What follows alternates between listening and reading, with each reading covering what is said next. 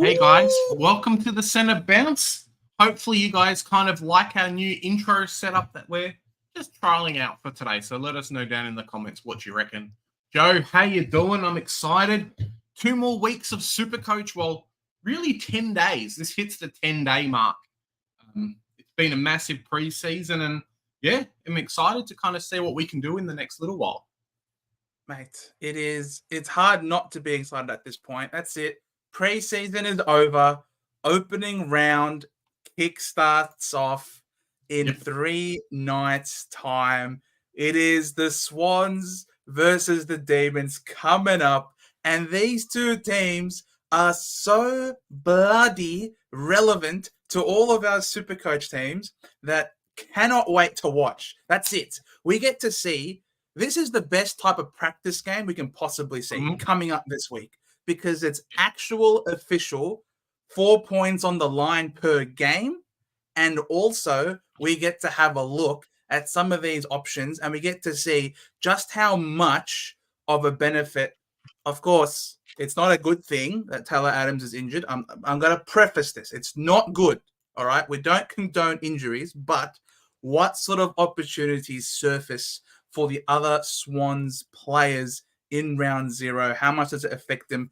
Are we going to get them in our teams before round 1?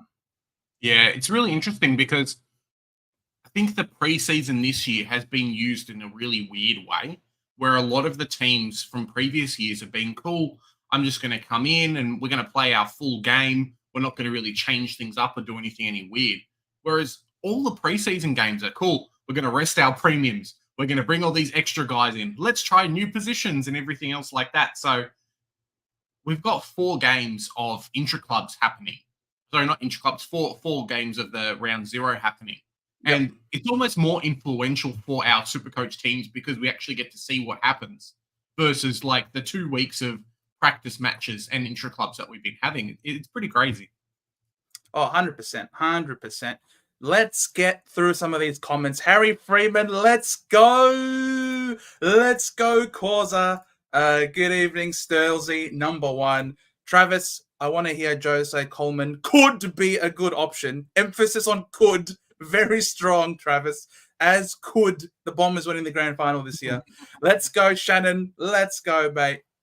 Velo, good evening to you too, my friend. Hope you're doing well. Hectic Lobo, there is too many options. Don't know who to pick. I know, man. It is an absolute headache. Don't you worry about it. Ian, main concern for me at the moment is planning how to upgrade to primos. Don't really like many mid-prices. Ian, you seem to be a guns and rookies guy. My type of guy. Don't you worry. We'll give you a time to send in your team, and then we can review your team a little bit later on in the evening, and we can give you some pointers. Hole, how's it going? Thanks for coming on. Velo loves your Metallica shirt, Big J. Thank you very much. And thank you very much to Velo. A big shout out. I've been having trouble with uploading the Crows versus West Coast game. Something's happened. I think we did like a weird upload thing, and Velo was jumping on there posting, "Hey, Big J, I think you've re-uploaded the same video again." So thanks, Velo, for that. There you go. He's looking out for us, fella. Happy face, strongly considering 5 def primo, so I can only have to put Martin there and then almost forget the defense. Yeah, it's interesting like that. I think there's definitely potential to do that, considering kind of the amount of really good like forward mid prices we've got available. I have a feeling that we're going to end up having Nick Martin as a bench option. So DPP between mid and defender kind of come the end of the season. So, yeah, happy. If you want to go 5 depth, throw Nick Martin in there. Forget about your defense for basically the half of the season. Grab Sinclair when he's really cheap and he's playing at Marvel in the second half of the season. You've got a bench option. Most teams are running 5 midfield premiums as well. So, it looks really good. Yeah, 100%. I agree with that, especially if, Williams doesn't come up. And Massimo, for example, appears to be stuck on a wing, not being used as much. All of a sudden, it's like, those mid prices in the back line don't look particularly juicy outside of them. Cheese, how's it going? Very happy. Clayton Oliver has got himself right and is ready to go for round 0. Hope he shows out. Game's better when he plays. It absolutely is. It really is, Cheese. But at the same time, I am not putting any pressure on this guy. He's severely underdone, hasn't really had a magnificent preseason. Sort of saw in the game against Richmond, it wasn't particularly flash. Very happy to wait for him. He's definitely overpriced at this current point. His current price is when he's in full flight, and I highly doubt he's going to be in full flight right from the start. But you're right.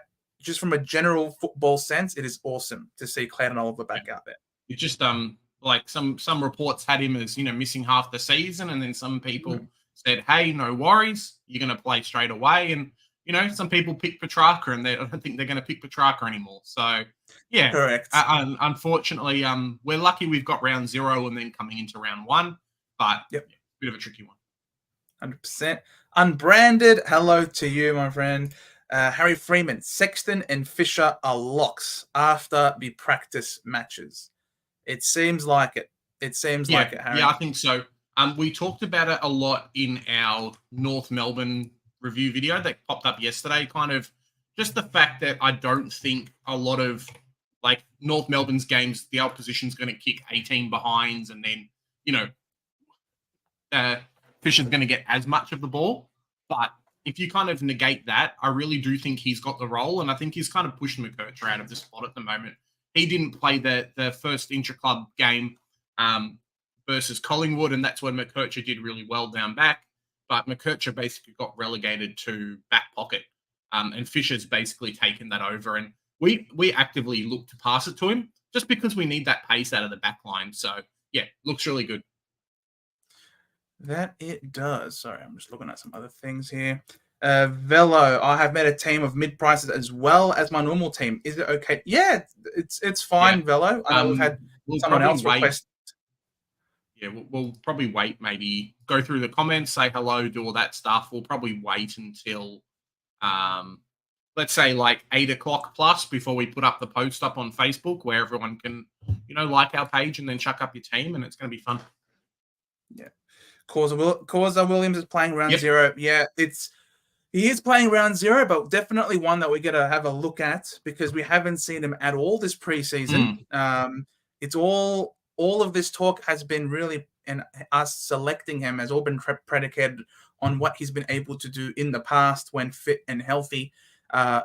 Obviously, I can understand people's misgivings if they're not starting him at the moment. Are happy to watch in round 0 to see how he looks before they put him in the side, because it's a mid-pricer slot where you haven't seen him at all, and he's got extensive injury history. So for people wanting to play it safe, not start him at the moment, have a look at him in round 0, then that's fine, absolutely. But you never know when it comes to these injury-prone players, how they're going to pull up from games as well. So Williams is definitely on a lot of people's watch list coming into round 0 for sure. I mean, he has to, right? Former premium guy that can pop out 80s, 90s, 100 in a team where Sam Walsh isn't going to be playing, it looks like, for the first month. So, yeah, it's pretty crazy. I just hope 100%. He doesn't get one game and then get rested and then play another game and then get rested. And, it's looking like that potentially could happen as well. I think they're going to be playing. He's too young for that. Future. Surely not. Yeah, but they're trying to just keep his body intact, right? They'd rather have him miss a few of the early games and then come on when it's strong versus, trying to force it and then get injured again. Yeah, fair enough. Not spring chicken anymore. No spring chicken. Big fan of content. Thanks for coming on. Who do you think will be F1 end of season? Can I say Rory Laird? Can I say Rosie or Butters? It's crazy. There's so many good DPP players that maybe we'll do a video on it in the next 10 days. But guys that we've just seen in the preseason who are cool, we were those positions last year.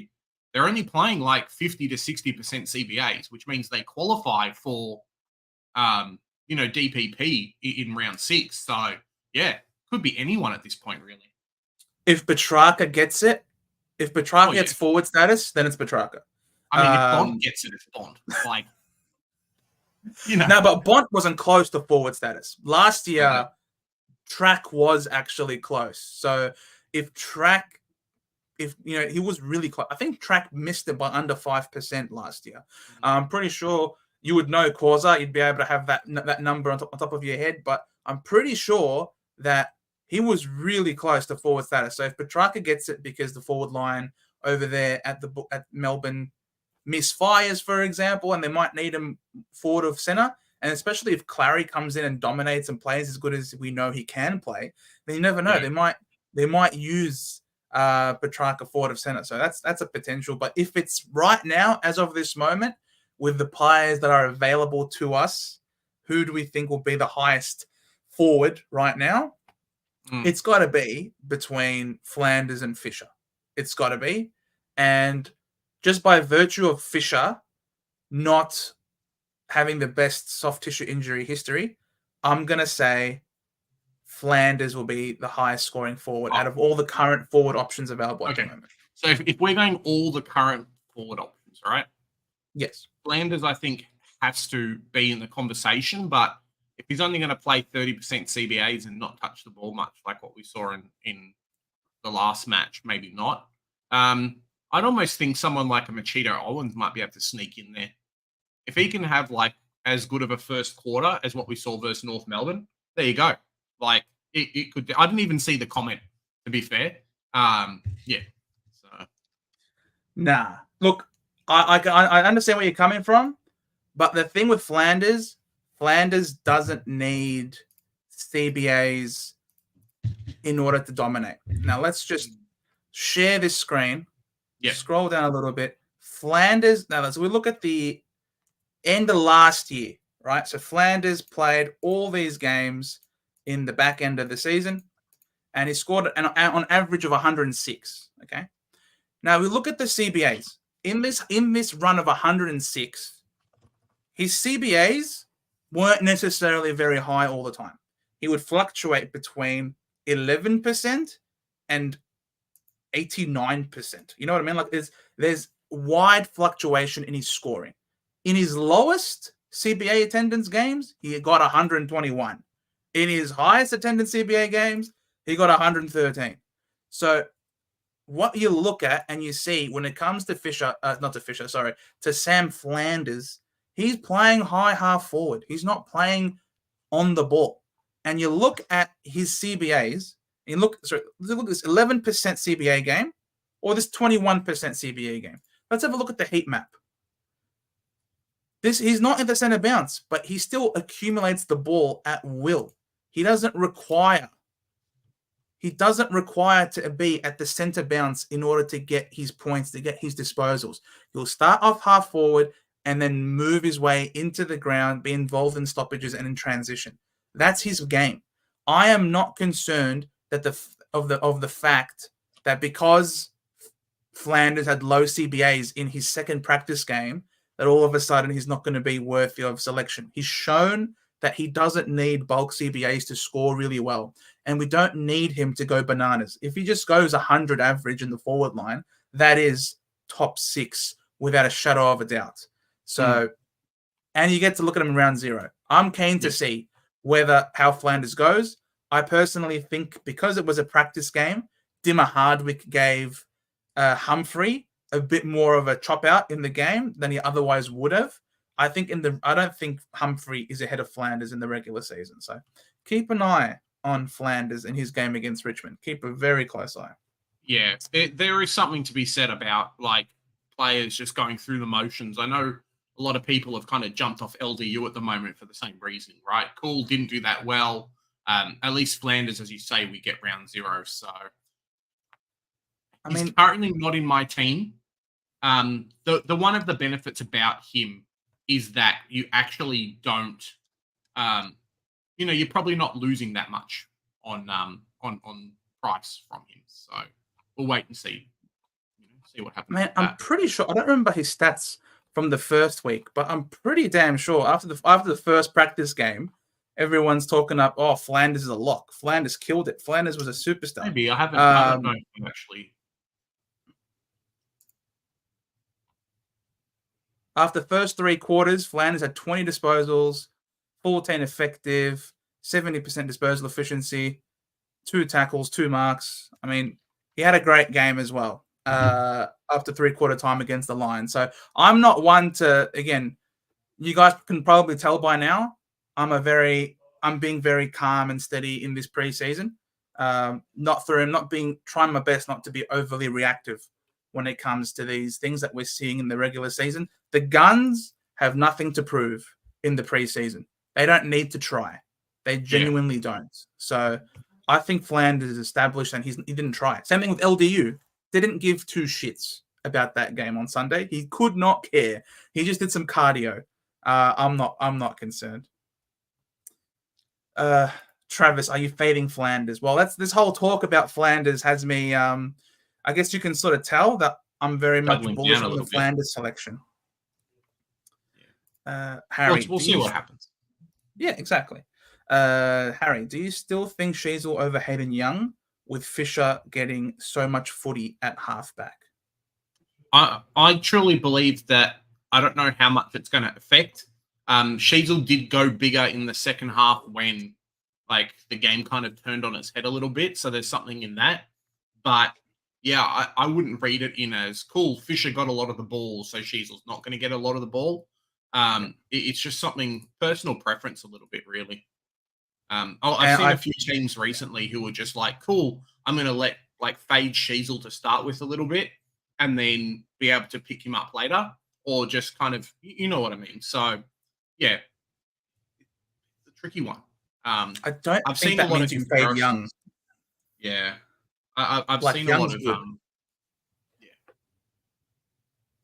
I've seen a lot of people as well.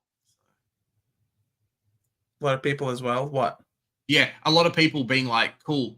I would pick Hayden Young, to be fair. If we had to choose, go Hayden Young. Sorry, there you go. You heard it here. From a North Melbourne fan. You could see how much it hurt him. He almost didn't want to say it. I tried not to, but it didn't work. Flag Pies, how's it going? So many of these mid-prices have been excellent in the practice matches. They have. Yep. They have. Love but they were mid-prices for a reason. And in the practice games is when you really come out and you show yourself and you try and take your opportunities with both hands so that you're not a mid-pricer anymore. You want to try and become a primo. You're trying to be a primo. So, yeah, it's many practice games have sucked in many people in the past, myself included. Gerudo, can you feel Daicos, Williams, Goulden, Green, Gawn, Grundy, and Jordan? Okay, so that's Collingwood and Sydney. Really nice. Collingwood and Sydney have a bye. So Collingwood, so you'd be losing Daicos, Goulden, Grundy, Jordan. You'd be losing 4 players in that bye. Can you cover all 4 of them with good rookies on the bench? You're going to be losing a lot of points that week. Yeah. Williams has his standalone bye. Green shares it with Gold Coast, so you don't have any Gold Coast premiums. So that's fine. And Gawn, you're not rocking a Melbourne primo either. So I think that's perfectly fine. But that Collingwood Sydney round could really hurt you. I have a bit of a thing coming in my head, and it's just like, well, we're there, and as long as you're not losing more than like, let's say, $1.5 million, and any more than $1.5 million per buy round, I think you're okay. Obviously, there'll be games where the rookies will score more and the premiums score more, and we might even see some things like that in the buy rounds themselves, being like, cool, I'm glad, or I could have missed out on a premium this week because my guy isn't actually best 18. So maybe an LDU or someone else has like a bad week, and then cool, where we survived that way. So yeah, it's an interesting one. I think kind of rule of thumb though is don't have more than $1.5 million out of your team.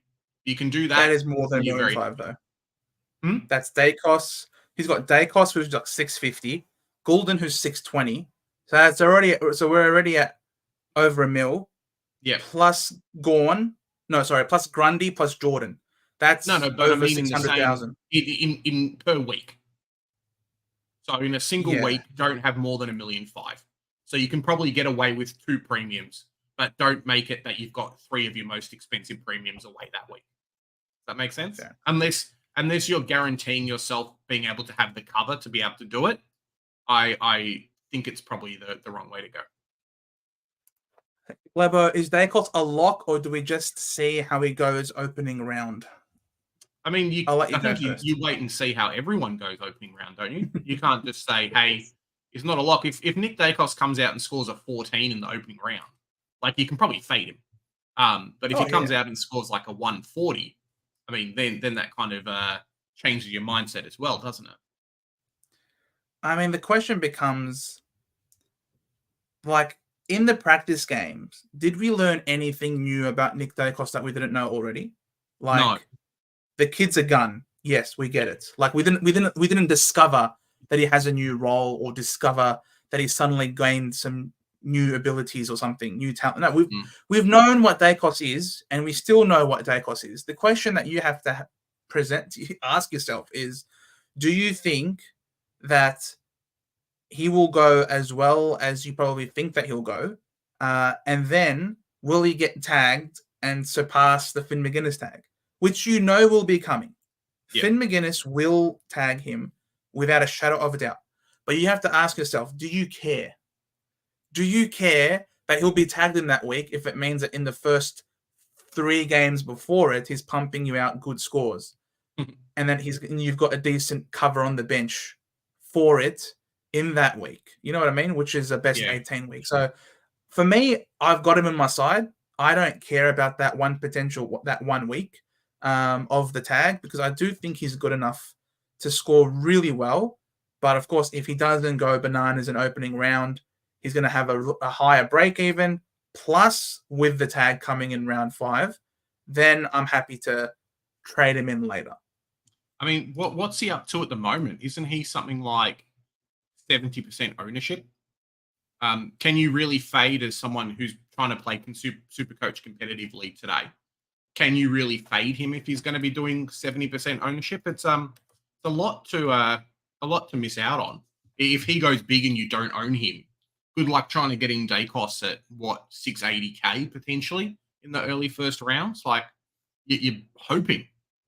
Not if he shits the bed in round 0. Yeah. I mean, just like during the first kind of 3 or 4 games, though, you're hoping that he comes in and like has a bad week if you're going anti-pod against him versus 70. Let me just quickly check. But the thing is, if he goes really 70%. bad, there'll be a lot of people jumping off him as well. So it becomes less of an anti-pod, I feel. Maybe. How many people jumped off LDU from the game on Sunday? People are very reactionary. This is during the regular season, though. Like, this isn't before round 1 lockout. Fair enough. But round 0 still counts for them as players. They have to play their best from round 0. And if he plays and doesn't crack the ton in round 0, I guarantee you many, many people will be jumping off Nick Daicos. I guarantee it. Globes, how's it going? Sorry, mate. Sometimes myself the shit out of me. Too. Mate, I'm glad someone else said that. I feel like sometimes I really got to pay attention and focus here. You are a funny one. You are a funny one. I'm making a thumbnail. Sorry, boys. Make that a thumbnail, 100%. I'm trying to select Travis's comment here. Why is it stuck on this one? Travis says, Voss said Walsh would be back round 3. Well, there you go. Yeah. I think that was to my, hey, Walsh is going to be out for a few weeks. That's good, though. One of the benefits I've actually seen is this round 2 bye for a few of these teams. I think there might be a couple of Brisbane players who, miss out on round 1 and round 0 and not have to worry too much. And I think there's a few of the Carlton boys in a similar position as well. Selzy, I heard on SCN Williams might be used forward. One of their coaches talking, he said could be half back or high half forward. Well, hopefully it's more half back than high half forward. If he's high half forward, then that selection becomes a little bit less juicy. But then again, he could be around the stoppages, getting some contested possessions a la Flanders. So one to watch again. We get a free look at him in round 0, which is an absolute godsend. Because if we didn't have round 0, I guarantee you I probably would not be near him. I'm not going to blindly select someone who's been heavily managed this entire preseason and barely walked to the starting line by the club. So keeping a really close eye on Williams in round 0, that's for sure. Yeah. It's a tricky one because, yeah, if he's going to go big, then he goes big. If let's pretend we didn't have round 0, you could sideways trade him to like a Massimo and things like that, potentially if he doesn't go so big. But you're almost picking a player just to trade them. And that's kind of why we've spoken about before about the round 0 buys and some people coming in and being like, cool, yeah, I'm going to pick this player and then flip him at round 2. And then round 5, I'll flip him back and blah, blah, blah. And it's just ends up being a waste, which is not what we want. Yes, agreed. Yeah, Globes, Oliver's playing very, very exciting. Definitely a lot of people are cooled off on the track pick. Velo, Track, Led, and Rosie might all get forward status. Well, fingers crossed they do. I know, right? I'm very less bullish about Led getting it.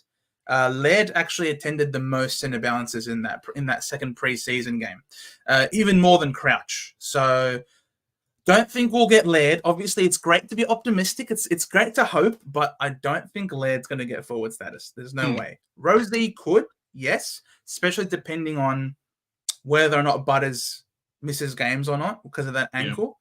Yeah. Hope Butters doesn't. Obviously, the game's much better with Butters in the side and Butters in the game. Track could. I'm pretty sure I read somewhere. There you go. Causa. Track was like 33.5. He was only like 1.5% away. No, he was from 0.5. getting I think he was 34.5. Like you need 35%. It was half a point not to get DPP this season. From what I'm hearing as well, there's a lot of Port Adelaide players who are going to be running through that position. So you've got Wines who basically can't play anywhere else. You've got guys like Mead and Horn Francis and a few of these others that look to be trying to take midfield time, which means that a Rosie and a Butters might revert a little bit back to the kind of their not massively half forward status, but you've only got to have 35%. So you could still have more than half on, in the midfield, but then get DPP. Yep. It's all about where you start. Shabs, are you considering Dersma? I assume this is not the Essendon, North Melbourne Dersma. The North Melbourne Dersma. He looked amazing on the weekend as a player. The kid's a gun, but just by virtue of the role that he's playing for North Melbourne, I'm not spending that much money on him. No, for me too. Definitely not. Like, fantastic player, great kid, all that kind of stuff. But in terms of Supercoach selection, it's a no from me. He's going to have games where he goes big, and then games where he gets stuck in the forward line and doesn't really get involved. But he really reminds me of like a De Goey, the way he plays and things like that. I'm not sure the height difference between the two, but yeah, looks very, very good. Yep. Zach is asking Fisher or Flanders. Now, I think if you asked us maybe a couple of weeks ago, I think it would have been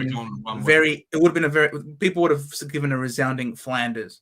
But after this second week of preseason games, I think you'd find that the consensus is leaning towards Fisher. Pretty sure Big J is very much on the Fisher train. For me, if you can somehow fit both, you are ahead of the curve in that forward line.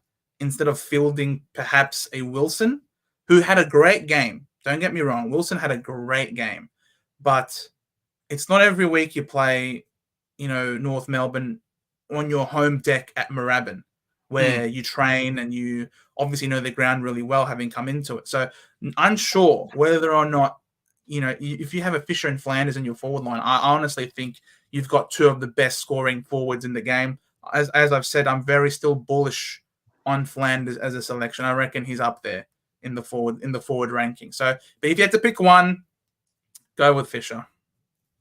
Yeah, I think that's pretty fair. It looks like Fisher at least is going to make you some money if you can stay on the park and keep playing really well. So yeah, definitely Fisher for me. As Joe says though, if you can pick both, it's probably better.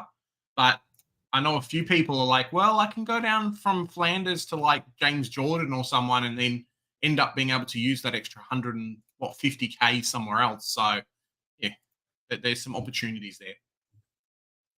Agreed.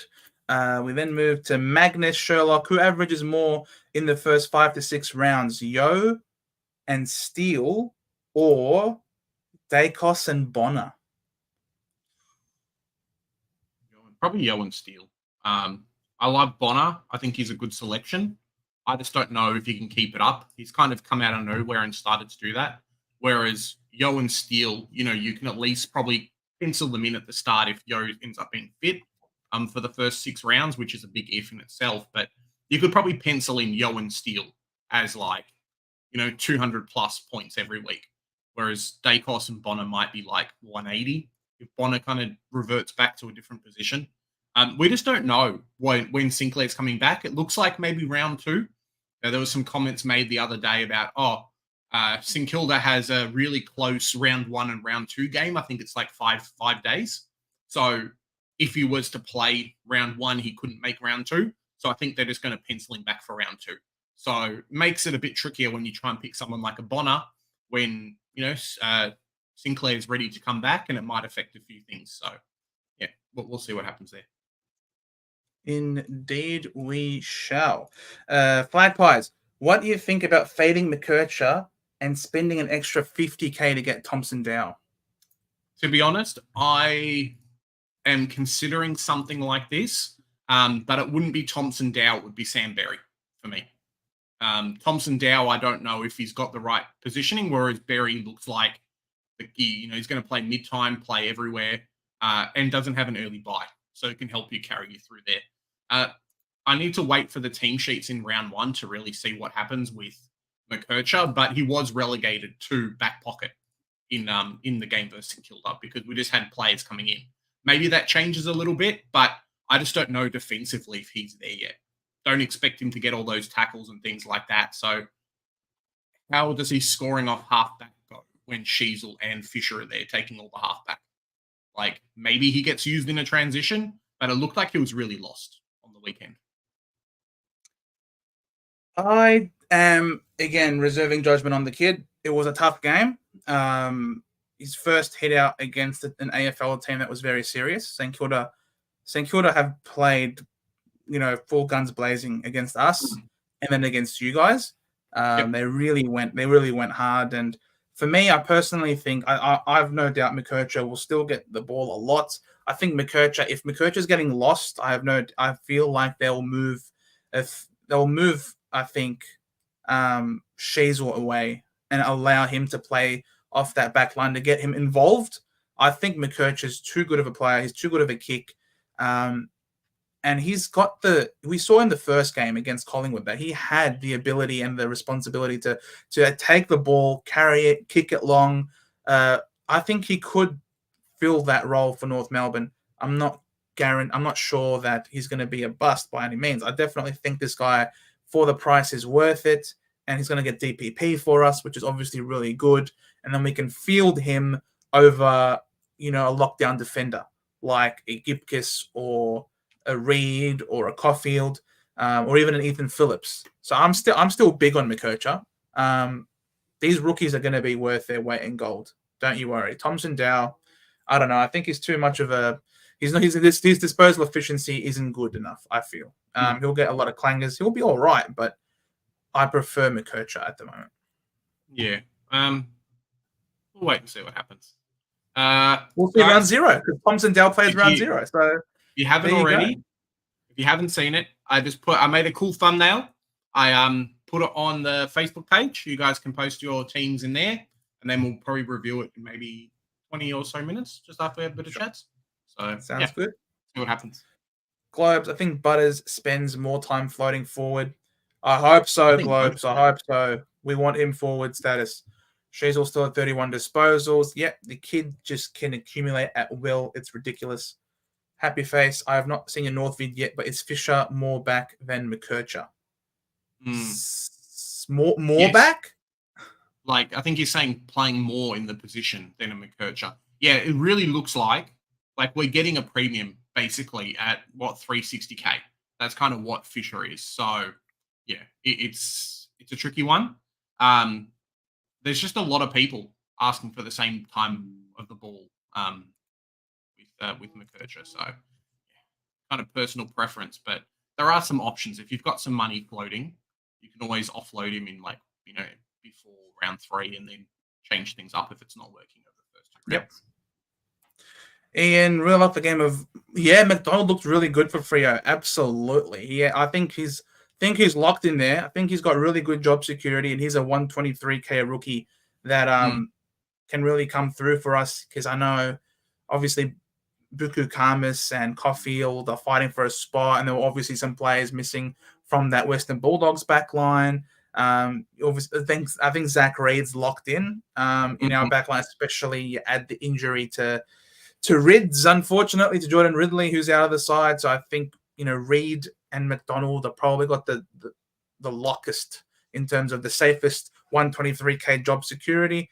Obviously, you got Gipkiss, who's a bit more expensive at 150. He's guaranteed to play every week. Pink, still up in the air, whether or not he's going to play every single week. You reckon, Big J? It's a tricky one. We've spoken about, I guess, if you haven't seen our North Melbourne versus St Kilda review, North Melbourne still has Comben and Aiden Core to come back into the position. So our backline still doesn't have the right mix-up of players, which is really frustrating in Supercoach. So I don't know if Pink or Bioga Nguyen, who I think a few people like Travis in the chat have spoken about as well, being a better option. I just don't know if they're even going to be best 22. Which would be crazy to say, kind of a week to go. And that's what Damo's saying as well. I was going to mention that. I heard that as well on other streams. It's just like when Cox is fit, Damo, let's say Damo comes in, Cox comes in, and then McDonald leads. So, yeah. Damo, mate, he's messaging Justin Longmuir. Does that also mean that he gets to get a gig? You just message him, oi, put me on. Put me on, coach. I'll take care of it, mate. Thanks, Damo, for coming on, man. Much love. Damo could play back pocket. He'll be all right. He can play a back pocket, 100%. Jen, how's it going? Thanks for coming on.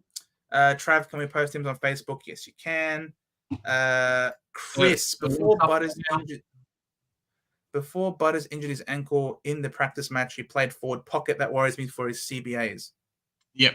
Well, I mean, it's a bit tricky when you play like 3 minutes of a game and then get injured. So, but yeah, as I said before, Port Adelaide are going to be playing a lot more players through that midfield, which means that Butters and Rosie may have to play a little bit more forward, because guys like Wines, if they're fit, Wines can't play anywhere else.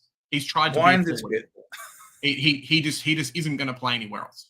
Like when players like him and they want to give more time to Horn Francis and Jackson Mead and a few others, means that the other guys are going to lose some mid-time. They're not going to lose all their mid-time. We're not saying they're going to play forward for the rest of their life. But yeah, they're going to lose some, which could result in potentially getting 35% somewhere else, and then we're laughing. Chris, I like it. This line of reasoning is very, very Chris from Supercoach and Slider-esque. I feel like he said the exact same thing. Cat Attack. I love it. Cat Attack when he's showing Rochelle. Would you run with a midfield of Bont, Dawson, Sarong, Rosie, and Nick Martin, or Bont, Sarong, LDU, Parrish, Steele? I like the Bont. Yes. Dawson, I think you can get for cheaper. Sarong, I don't know about Sarong. So really the difference between these two options that you're asking us is Dawson and then Nick Sarong's in there. So you're asking Dawson and Rosie and Nick Martin versus LDU, Parrish, and Steele. Can I say LDU, Parrish, and Nick Martin? I want the middle. Potentially. I don't mind the first one. I think the first one has a bit more flexibility than the second one, because Nick Martin, I think the value in the pick is too high. I would almost go like ditch Sarong and then go Jack Steele, because I don't know how much extra scoring they're going to be between the two, and you could end up with an extra 100K. But yeah, that's kind of my preference. I reckon get Parrish in there, Cat Attack. You get him in there. Parrish and Nick Martin. They're the two boys you want. Flag Pies. I really like Hustwaite and Roberts for M9, but unsure of their job security. I think Hustwaite plays early until Day comes into the picture. Now, when does Day come in? Maybe round 5. But I think up until that point, Hustwaite is a very fieldable option, I feel. Roberts, I don't know. There was no Rampy and there was no Lloyd in that game, in the second preseason game. Both very important. Did you say Blakey as well, or did Blakey play? No, Blakey played. But there was no Lloyd and Rampy, and both of those two just slot right into that back line. Now, there was the Taylor Adams injury, yes, but I don't think that necessarily means that Roberts gets the gig. Could open the door for a Sheldrick type, perhaps, because Roberts was being played off halfback, and Taylor Adams was not playing off halfback. So I think out of those two, I think Hustwaite has the better job security, but only time will tell, I suppose. We get to watch Roberts in round 0. So if he gets named, right? Which is good. It's the big round 0 for us. I think round 0 is going to determine a lot. I think if Roberts does well in round 0, they're going to keep him for the whole time. Maybe not as much time off halfback, but as you say, Swans have got a lot of injuries. They've got to fill those positions with some players. So yeah, I don't think there's anyone pushing Roberts out of a spot. It's more just if Roberts loses his spot to someone else. Alex, hey guys, hope you're both well. I am. Wines or Crouch? Oof. Both. If you had to pick one, yeah, potentially. I just think they've got really good runs at Adelaide Oval, and it frees up a bit of cash. If you had to pick one, Wines at home is too good. Like Wines at home is just boss. I think Crouch is eventually going to slow down a little bit, whereas if Wines is fit, just kind of his role might end up scoring you some more points, especially in the early run. So Wines for me, but if you can pick both. Wow, I don't know, man. This is, it's hard to split these guys. Crouch is cheaper, and Wines is cheaper than Crouch, and Wines had, I think Wines had more CBAs for his team than Crouch did, but Crouch has a better ruckman, but Wines is cheaper. I don't know. It's a tough one. It really is a tough one. Wines looked sensational on the weekend, but he played against Freo, who weren't overly great, and then Crouch played against West Coast, who obviously didn't look very great either. So It's tough to read into it, and neither of them two are playing in round 0 either. For me, the question becomes, and this is more of a bigger team building question.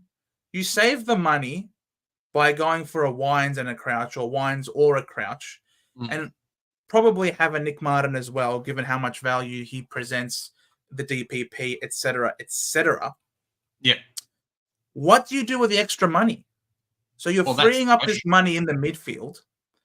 Everyone's going cheaper in the forward line with these mid prices now. So you don't have a lot of premiums in the forward line. People are already lining up with 4 defender premiums already for the most part. Where's this money that you're saving by going for these cheaper mids going? That's what I'm finding. Like every time I try to free up the money by going for these cheaper midfielders, I'm always left with this extra money that I don't know what I'm going to do with, and I just feel like it's going to waste. Because both of these players, neither of them are going to be keepers in my team, and I've got all this extra cash lying around.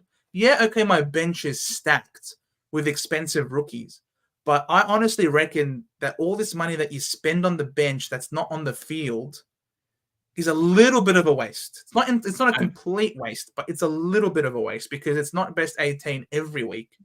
So yeah, for me, I'm finding it hard to go very fall in premium levels. I definitely feel like if you're going to go cheap, I feel like someone like a Tuke Miller, who we've seen go 120 in the past, who we get to have a free look at in round 0.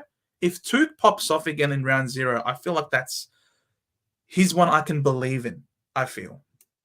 Yeah, potentially. I've seen some teams go kind of that 5th person in the back line, or maybe an Elliot Yeo or a Kadeem Coleman versus like a Zach Williams with some extra money. So I've seen some people do that. I've seen some people potentially go a Tim English instead of a Grundy with the extra money as well and really lock in that player. So yeah, it's an interesting one, what you can really do with it, but it does open some more flexibility. I think it's kind of just getting rid of some of these rookies from field that allows us to do that. I don't have any bad rookies on my field, and I haven't gone Wines or Crouch, so But then again, Flanders dropped 20% There you over the go. weekend in terms of Go for it. ownership. You know what I mean? And then round 0, he's going to jump back up, and then he's going to be 40% owned again. So, Alex says here, Joe, do you think Tracks is a good option with Oliver coming back, or should he look to move him on? I can't recommend the Track pick at this point, given that price point. If Oliver wasn't there, then there's potential upside to it. But the fact that Oliver's back, I can't. Plus the early buy, for me, I wouldn't go Track. No, I'd trade him in later. I think he can lose a bit of money. I think if we know the stats with Oliver not in the team and that being a lot better. I think Track, if he does play and Oliver plays, is going to lose too much money. So it's a no from me. I think you can probably get away with maybe going even like a Libba at 30K cheaper, who will pull out like 120s most weeks, versus a Track that you're probably going to be able to get maybe 50 to 60K cheaper at that point.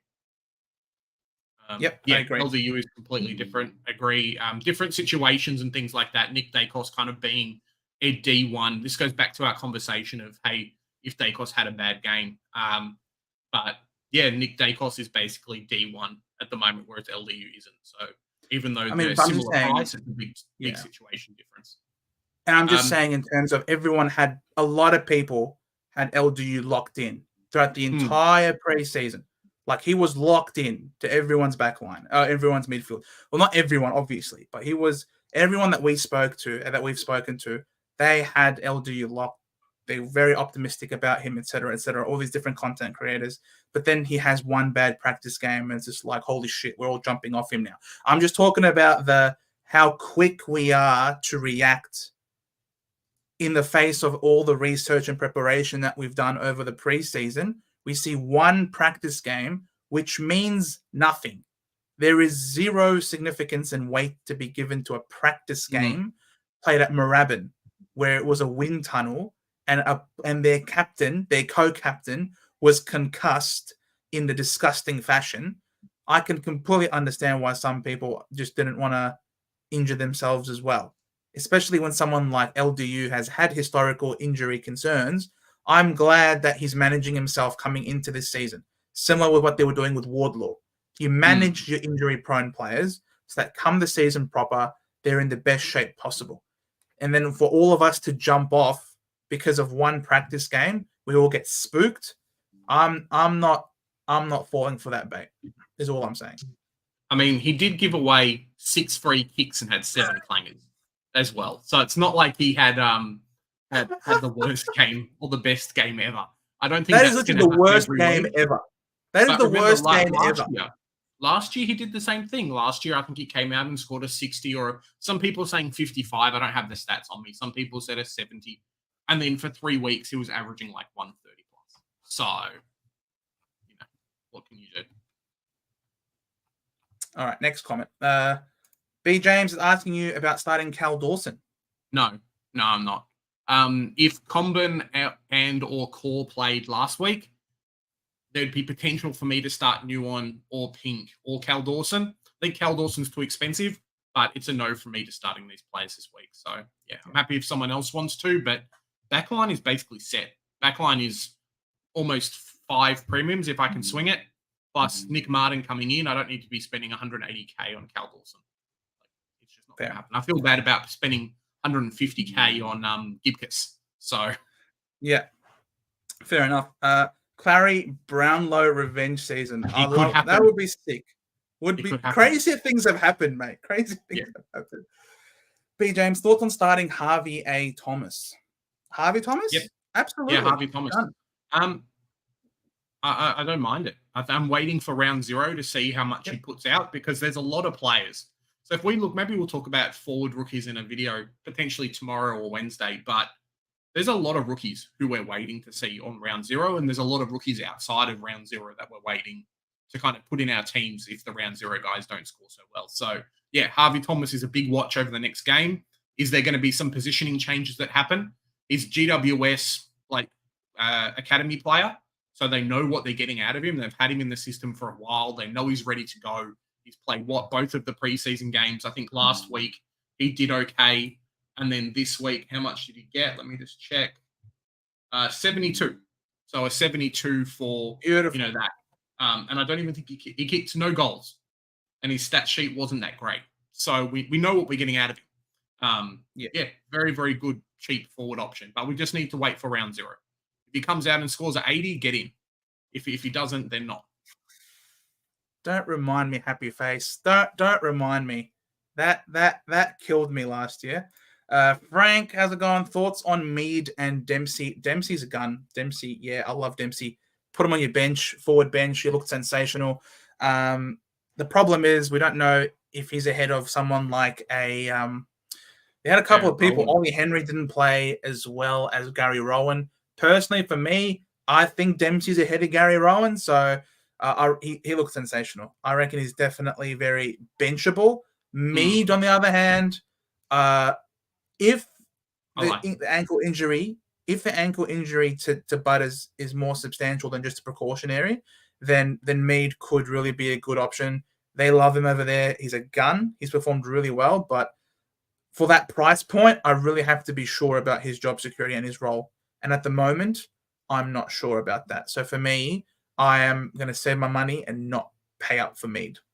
Yeah, I think as well, don't expect, obviously Dempsey scored a 93. He's not going to get close to that in the regular season, so don't expect those kind of scores. But you could probably pencil him in for a 65 plus, which is fair enough for 150k. You still make your money, and he's at least a forward cover if a Flanders or someone else has a week off. So yeah, really just depends if he ends up being a mainstayer in the team, and they definitely liked him last year. So. Yeah. Alex asking Bonner, Dow. I'm pressing on the comment and it's not showing up. So there we go. Bonner, Dow, and now it's gone again. Berry or Hustwaite? For me, I like Hustwaite out of all those 4. Yeah, me too. But I have a soft spot for all of them. Probably Dow's on the bottom of the list. I think he's too handball reliant. I think Bonner has some scariness coming into him he's had 2 fantastic games. Don't get me wrong, 2 amazing games. But with Sinclair coming back into the team, what really happens with Bonner's role? And then, Hustwaite's probably the lock. I do like a Berry, though. So it's a really tricky question. Unbelievable. Pick all of them. Just pretend it's 2023 and pick all of them. Don't listen to him. This guy, oh my God, you are overreacting like crazy to these practice games. Come on, Big J. Bonner is a trap and you know it. I know. Come on. But he did go well. He did. Yeah, he did well. Yeah, he did do well. He scored a 127 with 6 clangers and 2 free kicks against. Now the thing is, Howard's the Dougal Howard injury does make things interesting. Now that there are spots available in that back line at St Kilda, plus Webster being out for a long time as well. So yeah, maybe Bonner does have some potential, but for me, I'm not going there. I'm not paying for a mid-pricer in my midfield. No way. My midfield stocks are really limited. Specifically, you're either going to be a gun for me or you're going to be a rookie for me. I'm not picking any mid-prices in that midfield. If he had defender status or forward status, then perhaps. But you have to be picky AF with that with your midfield selections. They are almost your most important ones. Yeah. It's one of those tricky things. I think there's a few of those players who could make us some real money. But as Joe says, and we've kind of preached, and we'll talk about it in the kind of review your team section, maybe in 10 minutes or so, that I don't know if you want to be spending multiple extra picks on guys when you probably could have started and not done it. Yeah. Could you start Amon, Wines, Martin, and Crouch? Oh, you could. I don't know who Marin is. I love Marin. He's my favorite. It's tricky.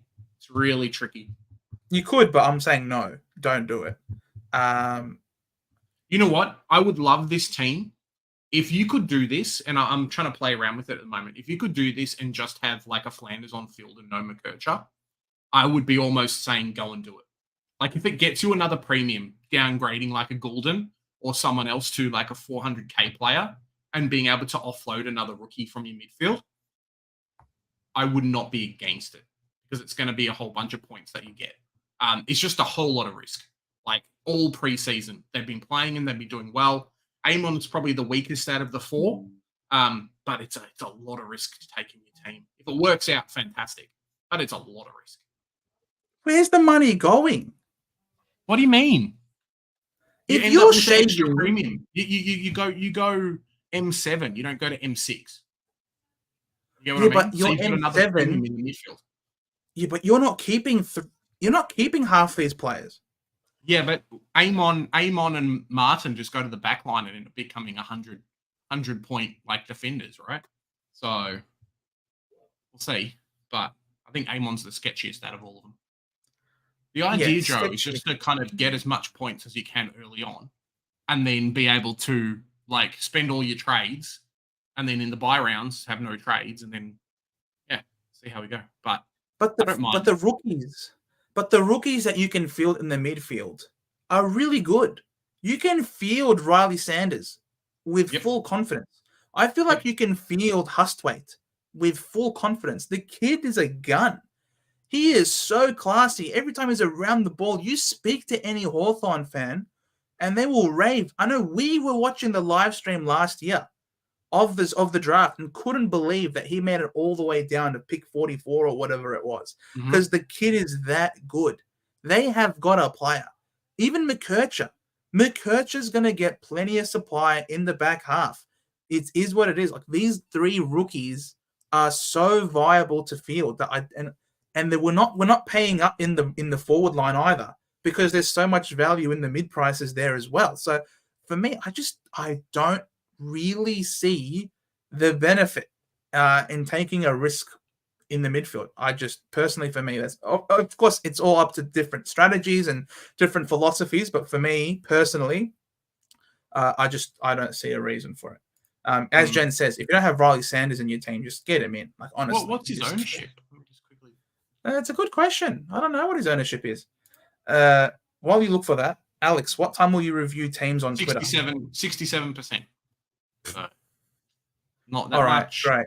1/3 of the comp is a bot. Excellent. Alex is asking what time we're going to review teams on Twitter.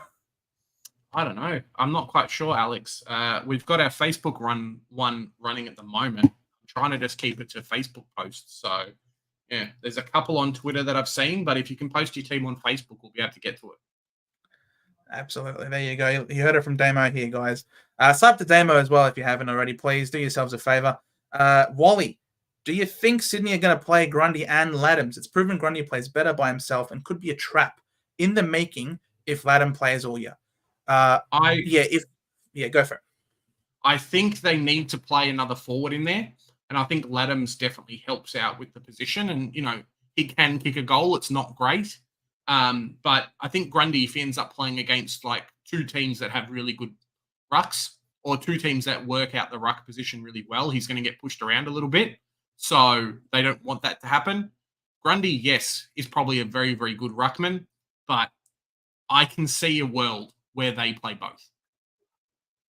We get to sit around zero. If they both play, then yes, Grundy as a selection becomes a lot less juicy. But I wouldn't be looking at that second practice game and being particularly scared off because they played 5 talls in that game, and it's very unlikely, I think, that Sydney do that. Yeah, played 60% game time as well. So. Exactly.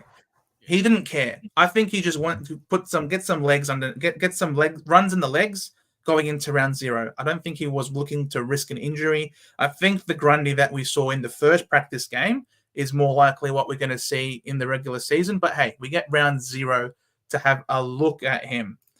Globes, Schumacher is locked in. Does he mean Schoenmakers or what does he mean? Yeah. Who's Schumacher? Yeah, there's a lot of people at the moment. I know the insider boys have definitely jumped on Schoenmaker as a pick.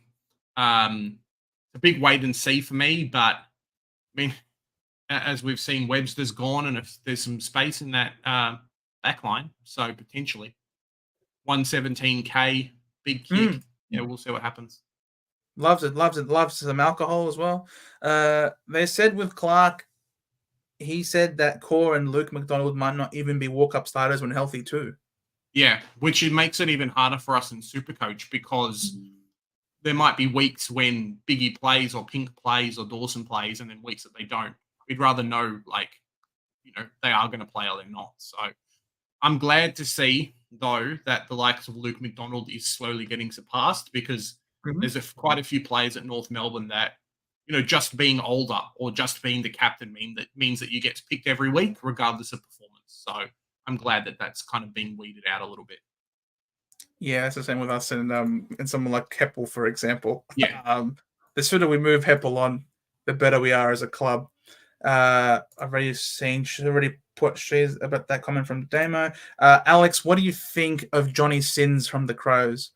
The fact that this is the first time I've heard about him, I think does not bode very well.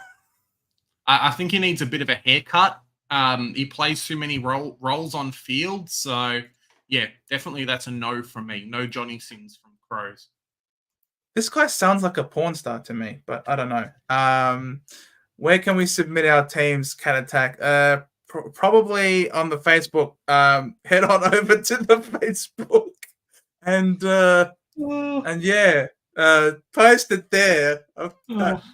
That comment came out of nowhere. I'm not a huge fan of the picks like Crouch and Wines. Yes, Cheese. Yep.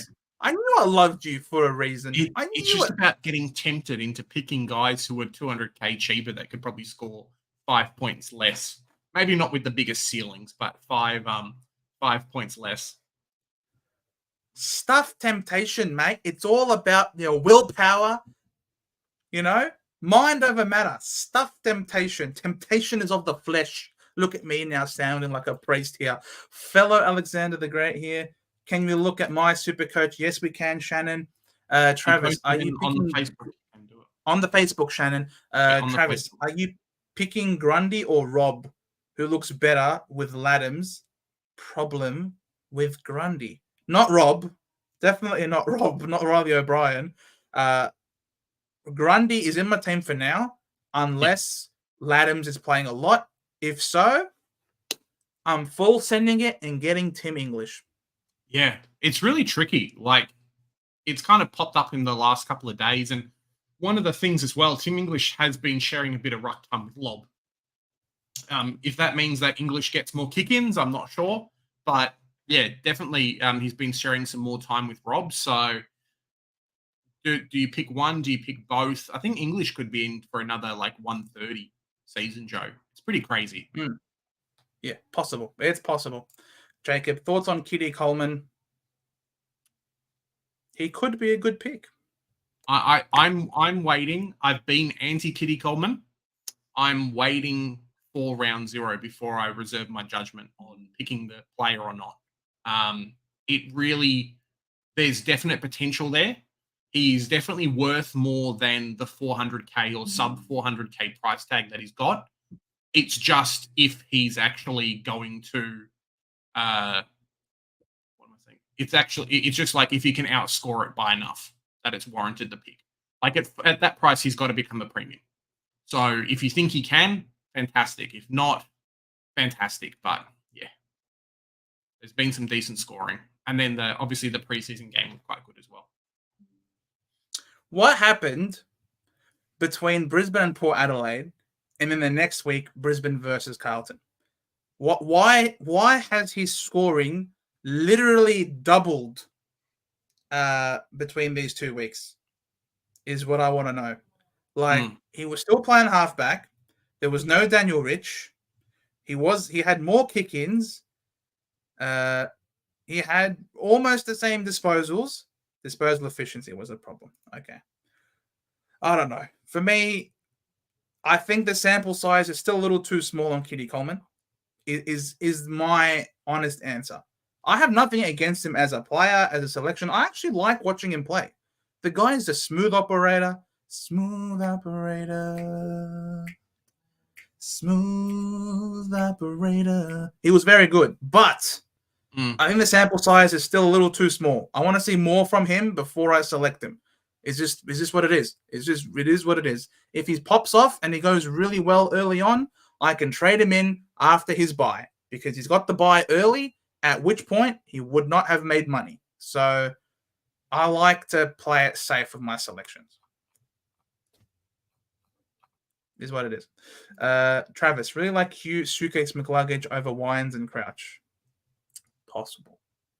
Possible, but yeah, I wouldn't go there. Essentially, the thing is though, Travis, people are picking Wines and Crouch because they don't play the early buy. That's the big thing. Maybe you can get away with having Hugh McLuggage as like, cool, a rookie can come in and you might lose out on a little bit of scoring. Maybe not a lot, but yeah, it's a tricky one. Sorry, Damo. I did see it eventually. Globes, I think I'm going Cherry over Grundy. Oh, Globes. Oh, it's yeah, I don't know. Tristan Cherry has definitely impressed me over the last couple of weeks. As a North supporter, I'm happy. As a Supercoach enthusiast, it just creates more headaches than not. You can probably pencil him in for like, let's say 95 to 100. If that's warranted, if you're happy with getting that and potentially he drops up to 500K, cool. Yeah, I'd rather pick players who I'm not expecting to offload from my ruck line though. The thing is, I mean, even if we picked Grundy, I'm pretty sure we still anticipate trading him out to get English at some point. Maybe. I don't know about that. Like if Grundy comes out and scores that 115 average, like I think we'd be pretty happy with that for like at least majority of the season. Yeah, I don't know about that. I honestly reckon Cherry is a very viable selection. He was in my first team to start off with, so I might go back to him. Oh, Lukey, what are you doing, mate? Oh, much love to you, Luke. Thank you so much. Thank you very much, mate. You always spoil us, my friend. Honestly, you really don't have to go out of your way, but we appreciate it immensely, and we love putting in the minutes, bro, because we love spending time with you guys and having some banter, having some fun, and helping you guys out as well. Try and make the best possible starting team. So much love again to you, Lukey. Much love, mate. Yeah, I agree. The 90K will definitely be very helpful between Cherry and Grundy. Thoughts on Briggs? Asks John. I think Global's answered it. Briggs has a shit buy, but he will finish top 5. Yeah, pretty much. Spot on, Globes. Aussie abroad. Thoughts on Sam Berry? I like him. I'm slowly fading on McKercher, and Berry is like for 25K more or 50K more, you can get in my team. So I don't mind him. It makes no sense, Aussie. That's what I'm saying. Like, you go cheap with these fallen premiums, and then it's like you've got all this money. What am I going to do with all this money? I wish I could go to an ATM and like withdraw it and then use it in real life. It would be amazing. But like, I just feel like it's an inefficient use of funds where we could just lock in the best of the best, set and forget them, and then Bob's your uncle. That's just me though. That's just me. Harry Freeman, what are your round 0 tips? You know what? That's a very good question, Harry, because the tipping does begin. And if you haven't joined our tipping competition yet, you can't now win some is money, a wonderful you can't chance. win a voucher because you haven't joined. Exactly.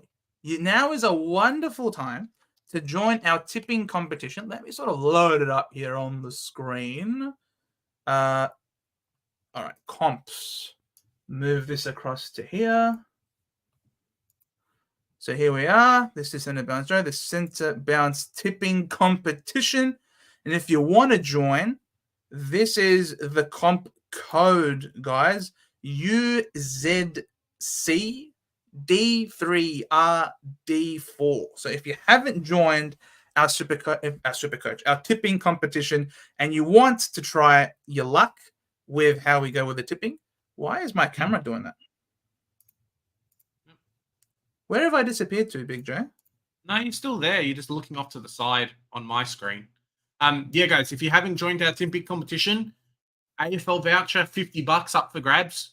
We could probably do a little bit more, but we're giving away all the stuff for the prizes as well. So, yeah, jump on, get on the tipping comp. Maybe Joe, if you haven't got yours already, who's our tips, everybody? Let's figure out our tips for today. I reckon we go Swans versus Melbourne. I'm going to let chat decide, guys. Who are you going to pick, Swans or Melbourne? Let me know in the comments. I'll give you a couple of seconds.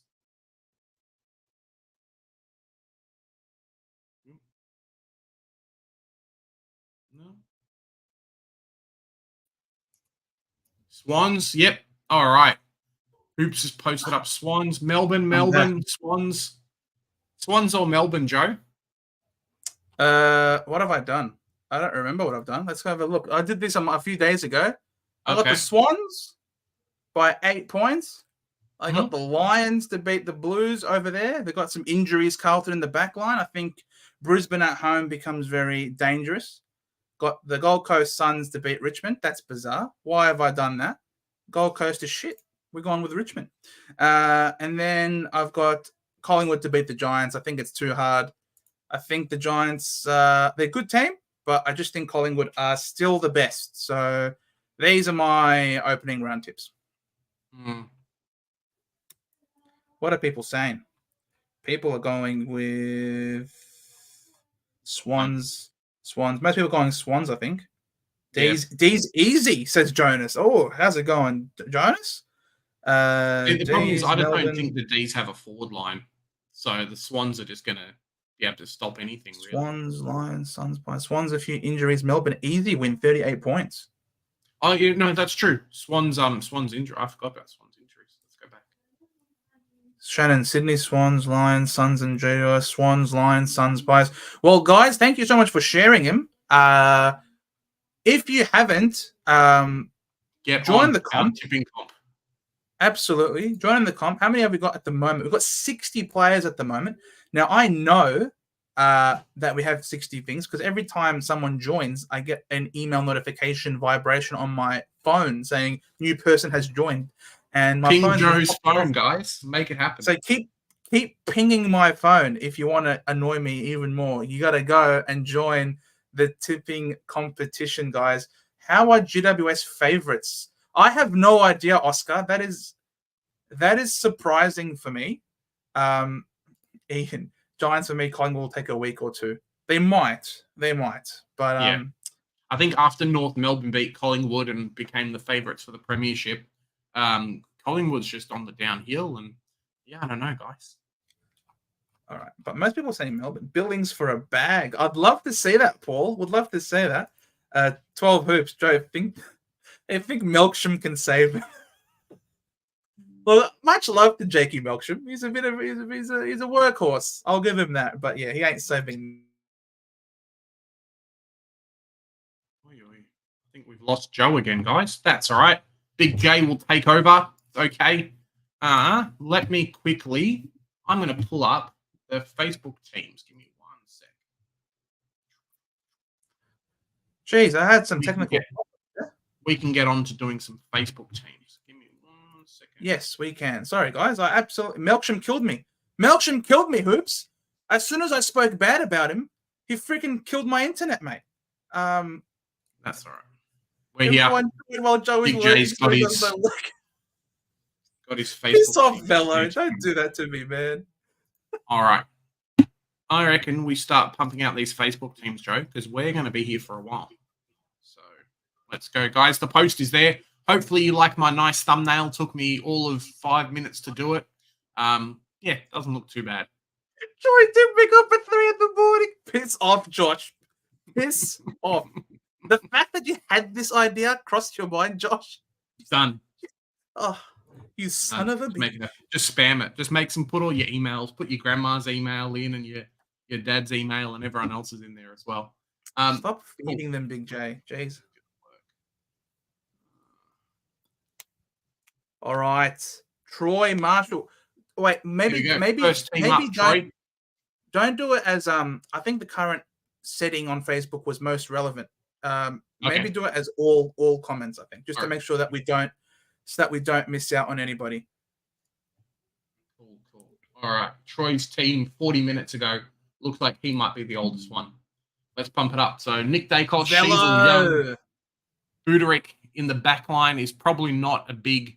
I don't think Buderick in the back line is going to be selected because he lost his role. So maybe someone to change there. Hello. Cool. Easy. Zach Williams, we're still waiting to hear and see how he is in round 0. If he does well, definitely chuck him in. If not, there is some other options that we can choose. Gibcus, Reed, Phillips. I love the 3 guys in the back line. Bont, Butters, Goulden, Sarong, Tom Green. Toby. I like it. I like those midfielders. We've spoken a lot about picking the ones who are just going to be set and forget for the whole year, stopping the headaches, making other people having to spend up and get those guys in when they score really big. Obviously, this really does help. I was talking a little bit about, hey, maybe we've got to go and pick some different guys, jump on Crouch and Martin and those players, but you can do it this way. I just get kind of excited. I'm like, yep, jump on all the cheapies because they're going to be good. Nick This Martin is obviously going to beautiful, move Big to the J. back line. That is a beautiful midfield. What are you talking about? That's what I'm Crouch saying. and I Wines said that. I said it was a good midfield. It is I beautiful. said it was great. He's missing Darcy Parish, though. Maybe. Nick Martin, McKercher Sanders. Okay, not too bad. Clark, Weir, and then Rawlinson. I don't think Rawlinson's going to be a selection, so you really just have to find where you can get some extra money in there. Gordon, Grundy, Naismith is fantastic. Flanders, Jordan, Reed, Mead, Sexton, Wilson. Looks like you're not jumping on Fish. What's his face? Zach Fisher, which may be a miss if you can maybe go a Flanders down to Zach Fisher and free up some money. I'm not sure. But yeah, otherwise, I don't mind the team. What do you reckon, Joe? Kyle Lohman onto Mead, and then maybe Tom Green or Sarong down to Parish. I think all that up together could possibly get you to Fisher in the forward line. I do think Fisher, if you can get Fisher and Flanders, because your on-field is great. It really is. Apart from maybe Mead and being a bit of a question mark. But everyone else on field is absolutely viable. Absolutely. Yeah. But yes. Get rid of Buderick, basically. The rest of the team's okay. Kyle Lohman is someone who I'm definitely tracking in the preseason because there was some talks in the last game. He ran and did some stuff off halfback as well, so played half forward, half back. That's kind of where his big score came from. So, yeah. Yes, Ian. This is why I haven't made a team review video in a while because my head just can't. There's too many options this year. I told you he's reacting. Maybe we'll see. Causa's got someone in his F8 position that I haven't seen anyone else pick. But yeah, Daicos, Houston, Sheasel, Young, D'Ambrosio, Caulfield. Very, very interesting. Backline. Yeah, nice. I haven't seen anyone. Yeah, I mean, we haven't seen anyone else run D'Ambrosio today. He's fading Stewart. There you go. Reed and Phillips. I don't mind the back line. Definitely just wait for round 0. Bont, Goulden, Sarong, Parish, Nick Martin. It's not too bad. Nice. McKercher, Sanders, Hustwaite. Yeah, so this is it's a tricky one because I think Nick Martin, the way he's playing, is a must-have, and you're going to swing him to the back line. The only thing I have against it is that it really forces you to come in and trade out like some of these players. And if you look at so let's look at Causa's team, right? Round 7, Nick Martin goes to the back line. McKercher potentially goes to the back line. You have to find some rookies to play on field. That's the only issue I have with running a situation like this is that you're potentially putting one of these guys in the midfield or upgrading into midfield players who are playing like round 7, 8, 9 or still have their early cash gen to make. So formations like this, structures and whatnot like this could really hurt you before the buy rounds between like rounds 9 and round 12 and things like that. So that's the only issue, really. You can swing kind James of inclined Jordan to put into people back and then upgrade into here. If you don't, you're in a lot of trouble. Yeah, but you can swing like that's where DPP comes into it as well. Like you Yeah, could of course. trade out and Massimo, for example, because Uh-huh. it would have made you your money come round 7 or whatnot. Massimo Mhm. would have made you maybe 150, 200K, Yep. perhaps. Who knows? Who knows how much? And then you swing a Nick Martin in there. And then if there's someone who's a gun, for example, in the forward line who's popped up, like maybe Petrarca has got forward status come round 7, and then you trade him in to get him in the forward line. So you're trading out Massimo to then maybe swing like a James Jordan into the midfield, or you could just get Petrarca in, who would have dropped in price because he's playing forward of the ball. I'm personally not a big. I don't consider it a big deal. Roberts, with all those injuries at Sydney, you never know. He could make you a lot of money. Maybe you're trading out of Billings, for example, a mid-pricer there in the forward line, and then you're getting another premium. I think there's enough mid-prices in there, like even Windsor. He's going to get an extra price rise, but by the time his buy comes, because Mhm. he's playing in round 0. So I think there's even Naismith could be someone that you can downgrade to come that buy. Again, he's played the extra game, an extra price rise, and then he might have made you a shit ton of money come round 7. So I think it's possible. I think it's doable. I don't consider it as big of a deal myself personally. He's got 4 gun mids plus Martin, and I don't see anywhere on the field at the moment that is a weakness. Plus, he's got Roberts. Plus, he's got Wilson. He's got a playing R3. I love this team, Causa. I really do. Maybe you can even get a Burgess up to a Dempsey if Dempsey looks like he's got the job security. If Roberts doesn't get up and he's not playing because he doesn't have a spot cemented in the side, then you can go Roberts up to a Lazaro type, for example. Mm. So there are options for movement, and he can free up money by dropping Marshall down to Grundy, for example, and still find some more money where if someone surfaces like, oh, Flanders is a must, for example. Flanders looks amazing in round 0. So I don't know. I like the team, Causa. You've left yourself with some maneuverability come starting round 1, and I think your on-field is very strong. I like it. There you go. Yes, Velo, correct. Naismith and Gorn both have that same buy, correct. And it just makes sense as well. At that point, you never know. We might have another cheap. Maybe Finbar plays that week. Who knows? Imagine Finbar is named in that buy round. That would be perfect to go Naismith down to Finbar. I don't know if you're going to be able to see this, guys. It's very fuzzy, but we can understand. 4.3K left in the bank for Harry. Hopefully, Harry's watching. How you doing, Harry? He is. He is. There you go. So Daicos, Stewart, Young, D'Ambrosio, Reed, Caulfield. Okay, cool. We've spoken a little bit about having 4 defenders, like 4 defender rookies in the back line. So just be a little bit wary of that. I just don't know if there's 4 that are actually going to play like consistent minutes outside of like a Gibcus, who's a bit more expensive. Bont, Libar, Butters, LDU, Tuke Miller, Nick Martin. Love that midfield. McKercher, Sanders, Sharp, Clark, Rawlinson. I think Rawlinson is tricky. How much did he score on the weekend? Give me a sec. Oh, he did all right, Rawlinson. I think he scored 60 odd points. I think 60 odd something. Okay. So maybe he becomes a selection for us at 102K. Like it's going to be okay, but I just don't know if he's worth more than scored 40 points, Joe. Sorry, I apologize. 60 is a lot better than a 40. So maybe if you can find some money to get rid of him and put in like a Hustwaite if you can, and then the team will look a lot better. Otherwise, the forward line's decent. I'm happy with it. What do you reckon?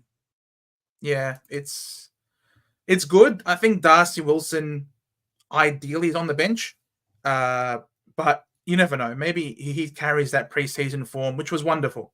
Maybe he carries it forward into the season and he continues to play the way that he played in the preseason. If so, then yeah, he's absolutely a fieldable option. Could perhaps free up the money to get Rawlinson up to a genuine a rookie, maybe by dropping a Laurie. I don't think Laurie's going to score you really well. Drop Laurie down to maybe someone like Harvey Thomas. I think Harvey Thomas could be good. I think he needs to be in the side, but then again, you get a free look at him in round 0. So at the moment, yeah, I agree with what you said there, Big J. I like the Libba selection as well. Yeah, me too. All right, Donna's been a bit cheeky, but we'll quickly look at it. Isn't this what he already? She already sent us Donna. No. She posted two. She posted two teams. Ah, Yeah, cheeky. Daicos, Stewart, Sheasel, same backline as before.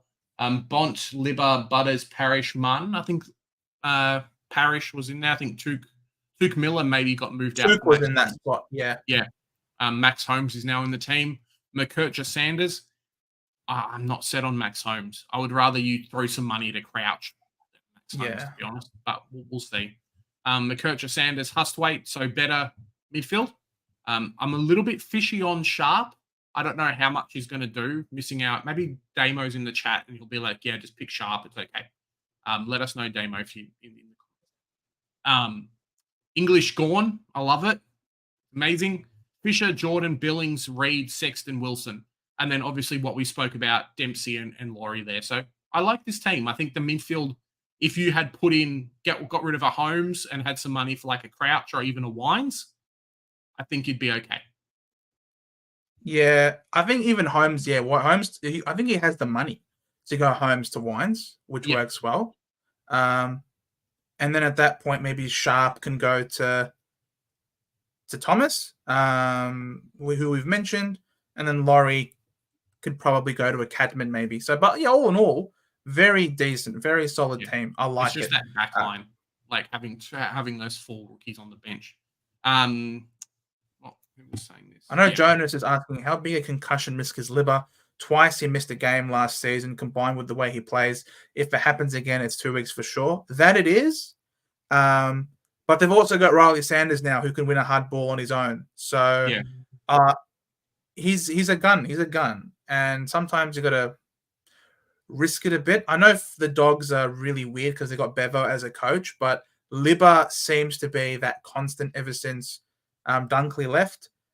I think Libba has been the most consistent in and under player for the Dogs.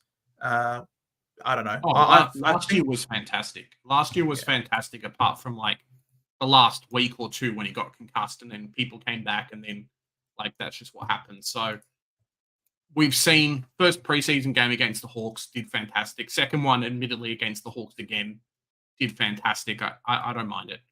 Someone posted here, Velo was saying 5 dogs was too much compared to like with the other team. I don't know.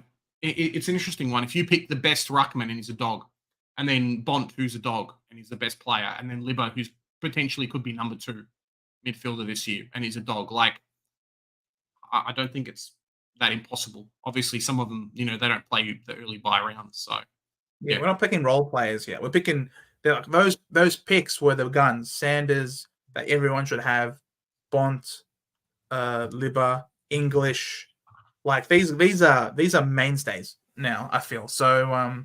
They're not going to be faffed around. I don't think too much, but all right. I like this team. I mean, Dennis, it's not a bad team. Daicos, Houston, Sheasel, Whitfield is very different. We know our talks on Butterick. I think he's lost his position. He's lost his role. So maybe a downgrade to a D'Ambrosio could be on the cards there. Save you up some extra money. Gibcus, Reed, Phillips. I like the back line. Bont, Green, Josh Daicos, Joe. I think this is our first Josh Daicos. I don't even think Jen run Josh Daicos. So, yeah, Josh Daicos, Tuke Miller, Nick Martin, McKercher, Sanders, Hustwaite. And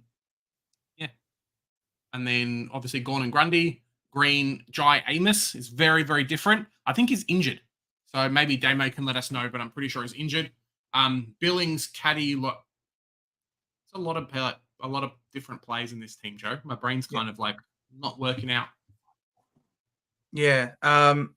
Why? Why is there? It's because I think the money's being mismanaged a little bit, Dennis, personally. You really need to pick your players for one or two reasons. Either because they're going to be keepers for you all year, or they're going to make you money. Sufficient money to be worth the selection. So this year, if they make you around 115,000, it's a successful trade, given how many trades that we have now, 40. Whitfield is very injury prone. He has an extensive history and the early buy. I wouldn't go Whitfield. Butterick, however you pronounce it, he's now Puderick at this point, okay? You can't go there. He doesn't have the role. He's playing accountable. Free up the money from Puderick, go down to Mass or to Williams, or even to another rookie, if that, whatever that means, and then sort of upgrade your midfield. Josh Daicos is a winger. There's only one winger in the competition who's worthy of selection, and that is Errol Goulden.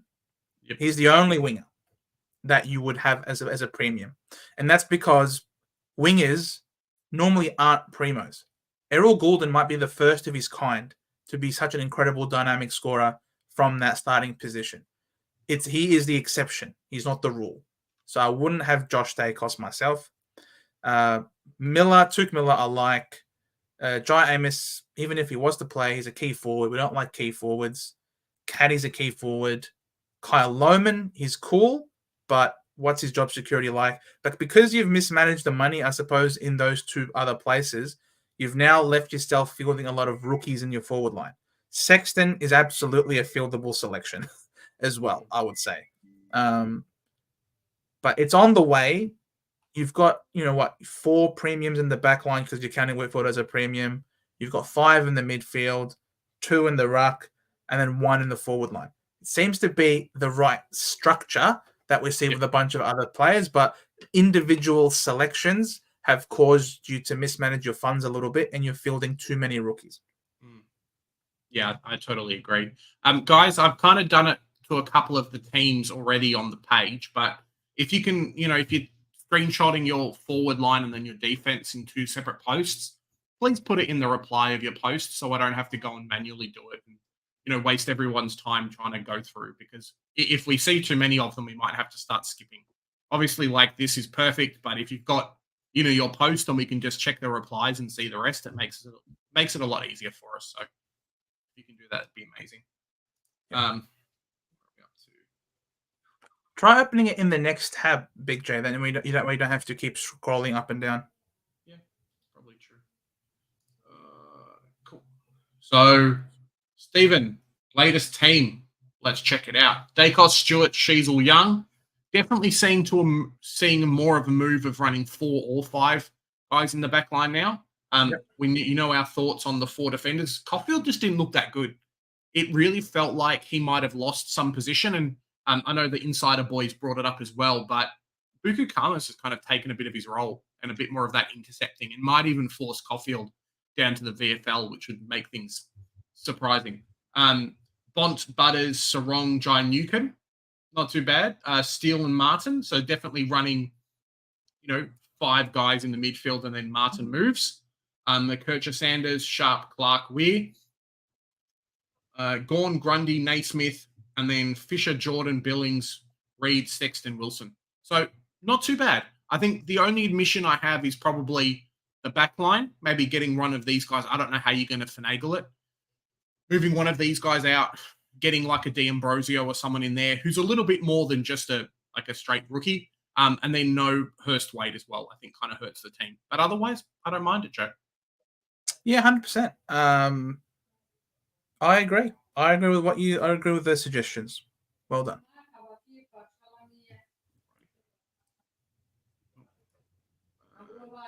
Zach, come on, Zach. Zach with the team. We're up to Stewart, Sheasel, Young, Buderick, Mass, Gipkiss, Reed, Phillips. So yeah, Buderick gotta send him on his merry way. Bont, Daicos, Dawson. Oh yeah, I'd get rid of Buderick and send Daicos back there. Dawson, Green, Matt Rowell. There you go. Martin, McKercher, Sanders, Hustwaite on the bench. Cool. Gawn, Grundy, Naismith, Flanders, Billings, Reed, Mead. Okay, Laurie and Biggie. I'd get rid of Buderick, send Daicos back there, and then trade in a rookie in Harvey Thomas. So you have a lot more money. Chuck that onto Matt Rowell and get an Uber premium. I know Tommy's on board with the Rowell choice, but as Corey says, I think James Jordan is proving to be a really valuable selection, especially with the injuries especially with the injuries at the Swans. He's going to get some midfield time, like genuine midfield time. He's not going to be pure wing. He was good on the wing for Melbourne already, plus the extra opportunities. If Mead could become Jordan in your forward line, would be amazing for your forward line. Yeah, no, I think so as well. Yeah, there you go, Velo. Post it again, man. Spread the love. It's in there. It's in there. Good. Maybe I'll let Joe figure this out. I'm not good at this. We'll figure it out. Matthew Rauman. Let's check it out. So Stewart, Ryan, Sheasel, Young, Williams backline. Gibcus, Reed, and Oscar McDonald. We had Damo in before talking about Oscar McDonald maybe not keeping his spot once Cox comes back. Bont, Daicos, Dawson, Steele, Martin. It's not too bad. Your backline's finished, basically. Set and forget, baby. Finished your backline. It's not too bad. It's just a lot of points to be spending in the forward line. So back into the midfield. It's a lot of money you've got to put back in there. McKercher, Sanders, Hustwaite. Yep, not too bad. And then the bench. It's really good. I like the bench. Weir's an interesting one. Maybe he gets kicked out of his position. They got Cumming and then someone else to come back into the team as well. So he could be the one that makes way. Potentially, I would swap him out for Harvey Thomas, who's a little bit cheaper, DPP, and looks to have a more of a set position because he's not swapping out for someone who's just lost their wing spot. Gawn, Grundy, Naismith, fantastic. And then Fisher, Fife, Jordan, Billings, Reed, Sexton. Yeah, I like the forward line. No, I agree. Fife. It's more just this. It's this and the fact that Daicos and Martin are going back here. And this is going to be complete, which is great. But then you've got 1, 2, 3, 4, 5. You've got to spend all your boosts in the midfield. So it's a lot of money. Yeah, I reckon Ryan out, send Daicos back there, and then using that money. Like, it's Luke Ryan. Luke Ryan's more expensive than Darcy Parish. Which, I'm big on DP3. Like, honestly, like you could easily go Luke Ryan, swing Daicos to the back line, get yourself another Uber premium in the midfield. And then that's one less midfield slot that you have to worry about. Or you could go Ryan down to someone a bit cheaper, like a Tuke Miller, and then you can chuck that money on Fife and maybe get him up to Flanders. And then your forward line will be sexy. No, I don't like Fife as a Supercoach selection. As a guy, as a man, as a player, the dude's a gun. The dude's a star, a superstar. He was amazing, and he deserves all the respect. For me, though, in terms of Supercoach, I'm not here to bow down and worship to individuals who might be worthy of that, but I still like Flanders. Yes, hold your ghost. I still like Flanders. He's going to be F1, F2 this year. Don't worry about him. Don't worry about him. Dennis, more rookies is more cash early, though. Yes, you have more cash to play with. That's the guns and rookies approach. But at the same time, you sort of want to be a bit cautious with which rookies you're fielding on the field. You don't want too many speculative ones. You ideally want to field only the few that you are confident are going to score you well enough. Yeah. I think Gibcus can be fine.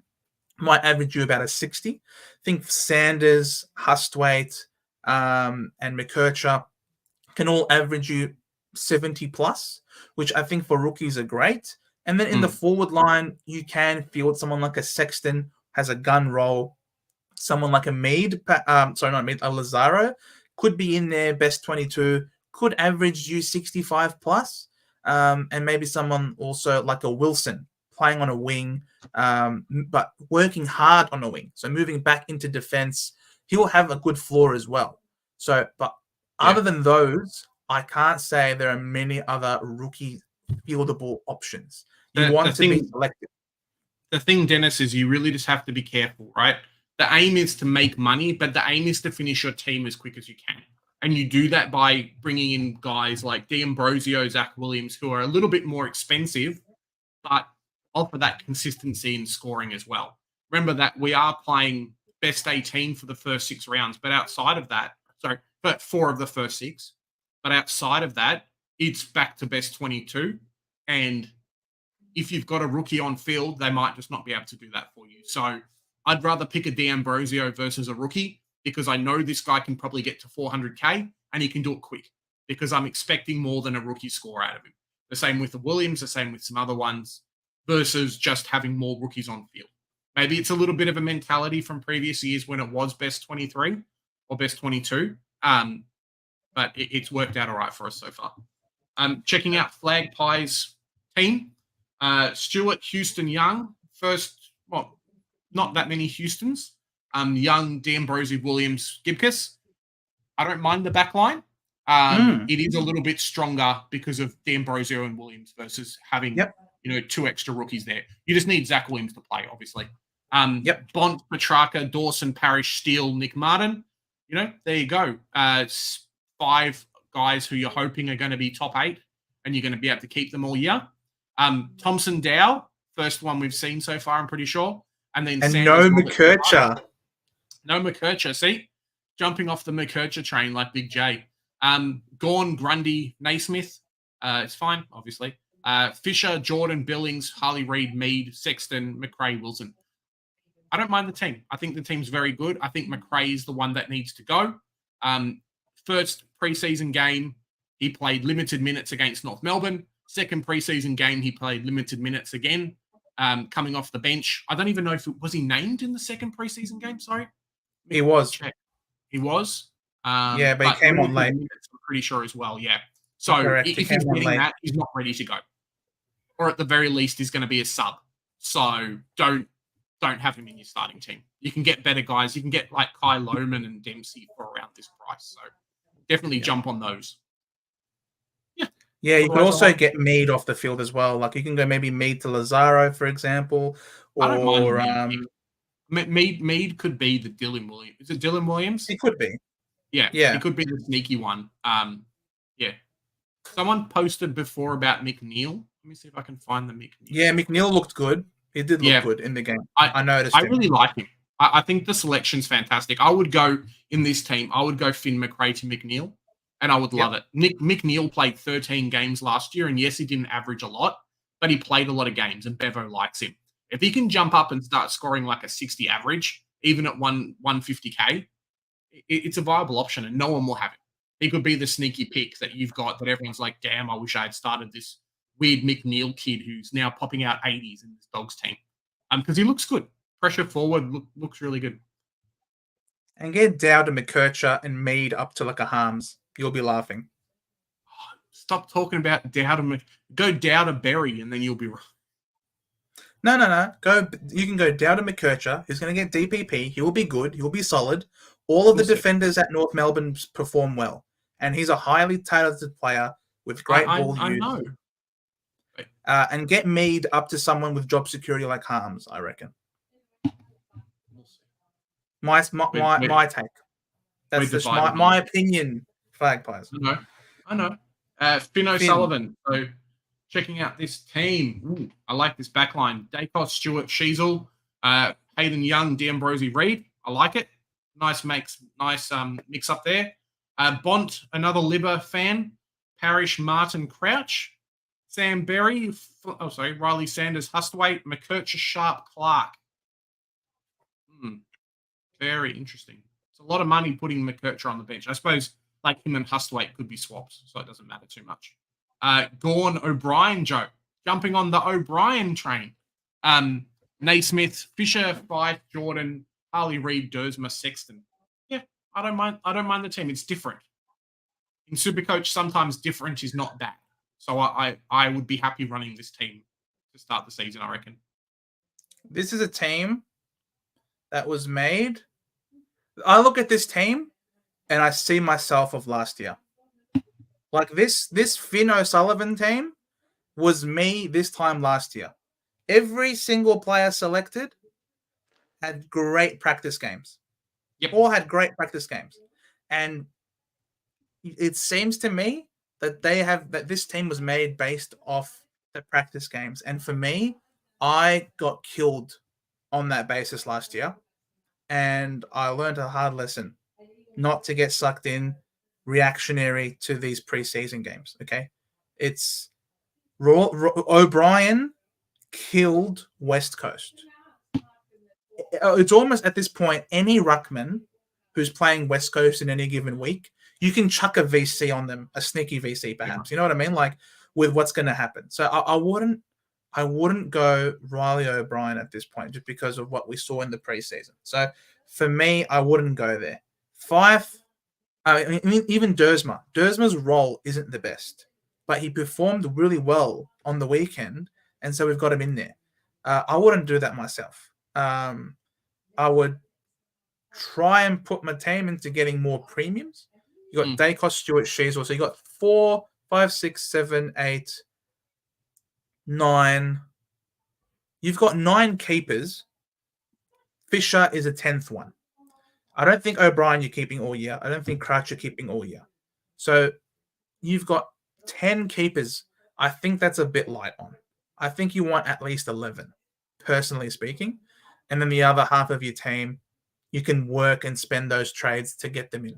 I know we've got 4 extra trades, but believe me, I ran completely out of trades last year, and I had 150,000 in the bank. What I would have given to buy myself another trade, I'd do it. But it's, yeah. For me, I think you need one more keeper on your side. Yeah.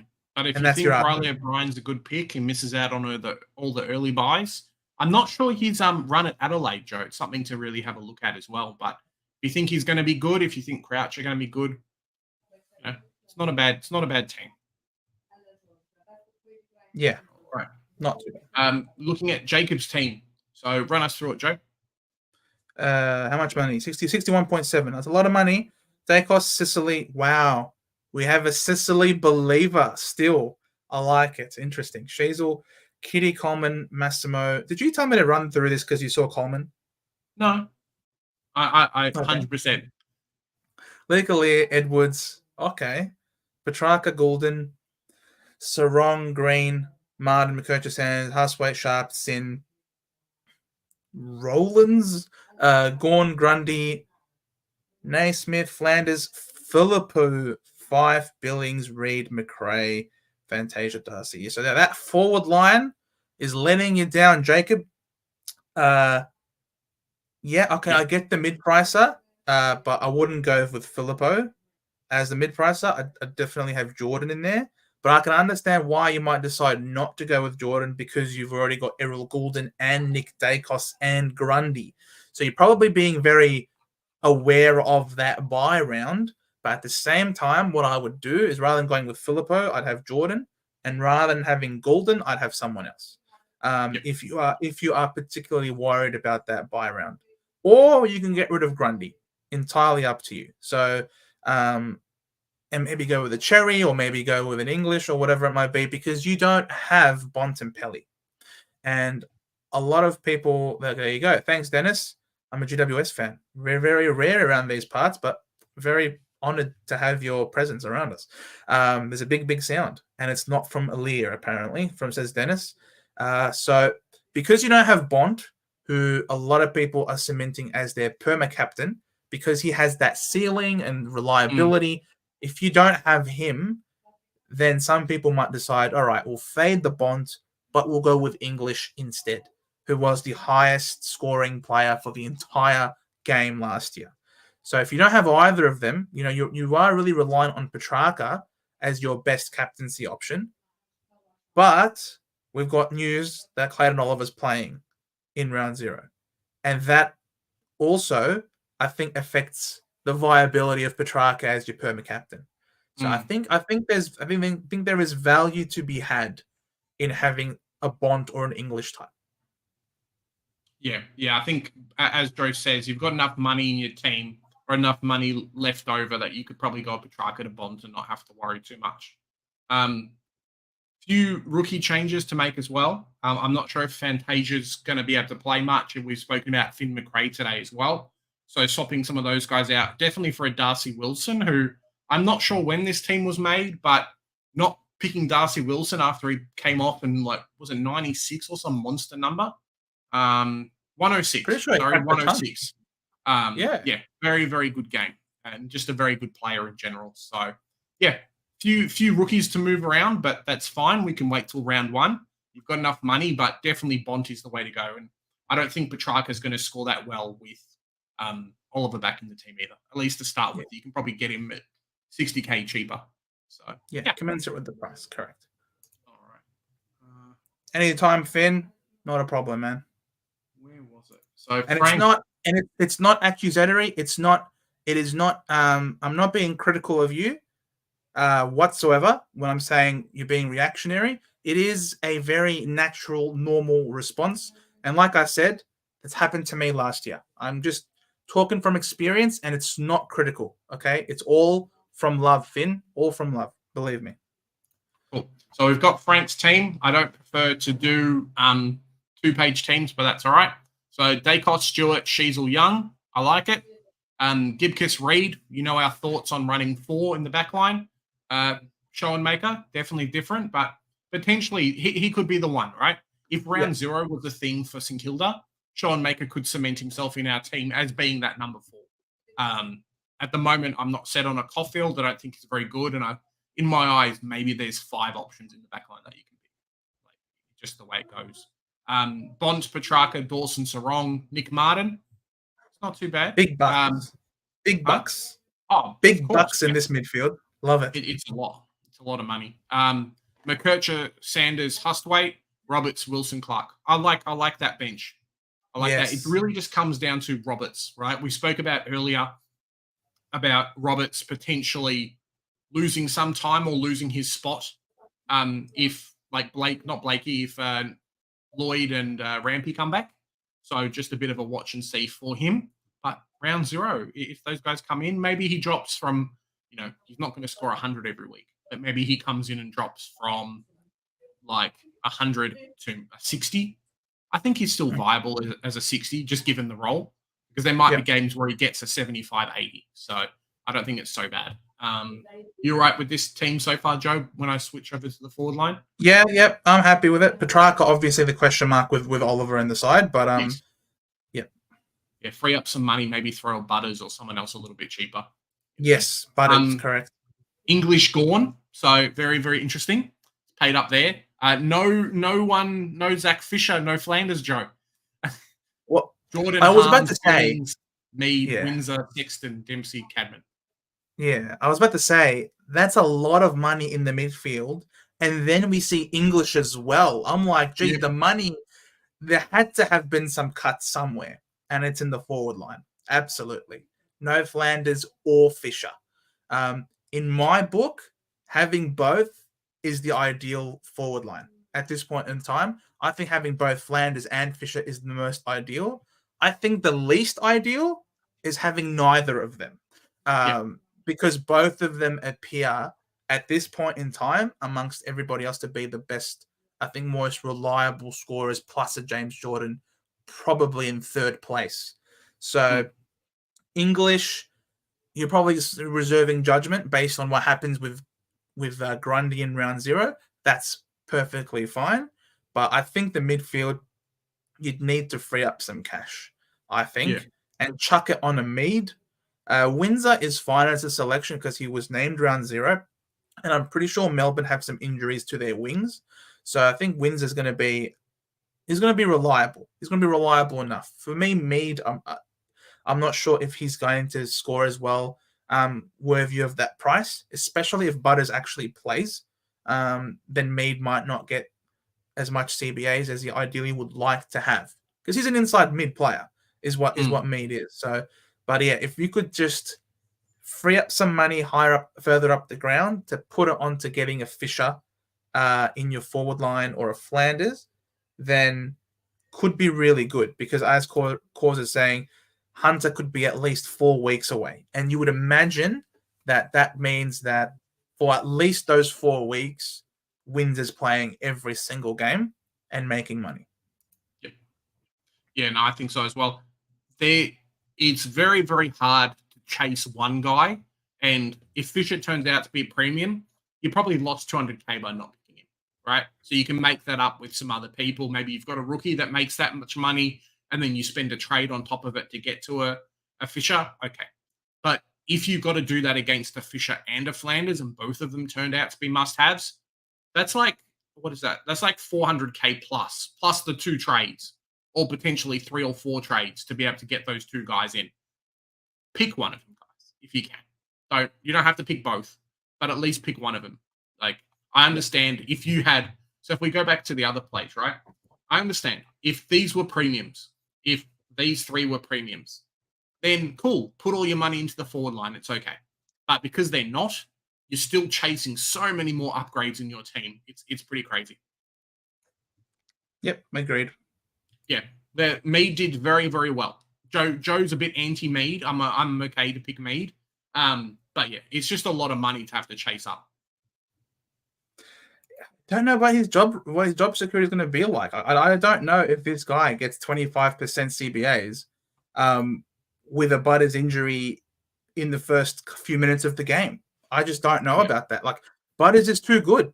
Like, Butters CBAs have to go somewhere. And I honestly think as long as Butters is fine and will play, then I know you say only 25%. That's a quarter of the CBAs. I don't think that's particularly small. If you said only 10%, like what Machito Owens had, then I'd be like, yeah, sure. But I don't think 25% is an only sort of number. Definitely think he's benefited from Butters being out. So checking out Brett's team. Hopefully in the chat, Brett, say hello. Daicos, Sheasel, Young, Buderick, you know kind of our thoughts on him. Not sure if this team was made before the Gold Coast game or after. Let us know in the comments. D'Ambrosio, Gibcus, cool. I don't mind this outside of Buderick to change out. Bont, Butters, LDU, Jai Newcomb, very interesting. Nick Martin, Crouch, McKercher, Sanders, Hustwaite. Wow. The midfield looks nice. I know Joe doesn't like Crouch, but I don't mind it. He's all right. Jai Newcomb, you're banking on him being a breakout player, I suppose, for the year. He definitely did it against the Dogs in the second game. And Jacob Weir's probably one who I'm thinking you might have to slot out because they've got a few players coming in as well. Gorn, Grundy, Naismith, fine. Fisher, Fife, Jordan, Billings, Lazaro, Sexton, Dempsey. I like this. I like this a lot. So, for my opinion, probably Weir needs to go, and then Buderick needs to go as well. So maybe you can find some money, potentially upgrade here or downgrade here. Just not sure who it would be because you're like 50K off getting Coleman in your team, unfortunately. Yeah. Chuck, you can trade out Buderick to a 123K rookie perhaps, and then put the money on Fife and get Fife up to Flanders. You know what I would do? I would go potentially a Dempsey downgrade to like a Harvey Thomas, maybe a Weir downgrade to someone else, and then throw that extra 50K into Buderick to go get him Coleman. And then the team would look pretty good at that point. He's got the money to get Robertson by trading Weir up to get Roberts, for example. As Chase says, no Harley Reid in this team. Yeah, it's interesting. There's a few teams that haven't run him. There's a few teams that are. I don't mind it. But he did look a lot better in the second game than in this game. So maybe throw some money at a Lazaro as well to get Reid in. Yeah, fair enough. I'm a believer in Harley Reid, as you guys would have seen from last week. I definitely did my best to advocate for him, and he pulled up for me very well. So stand vindicated, which is good. Yeah.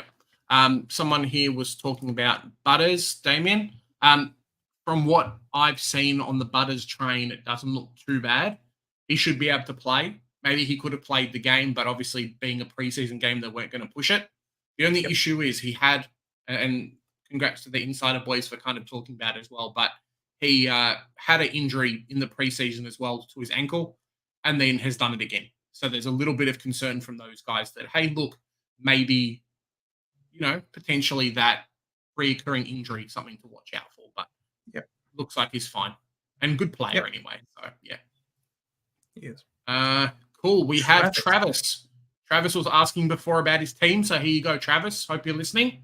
Daicos, Sheasel, Young, Coleman. I don't mind it in the back line. Obviously, 2 guys here, but only 3 rookies, so it's good.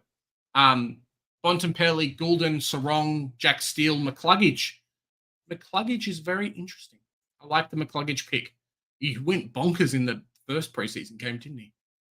Nick Martin, McKercher, Sanders, Hustwaite, Roberts, Clark. I love it. The trickiest thing this year for us is going to be filling this position on the bench.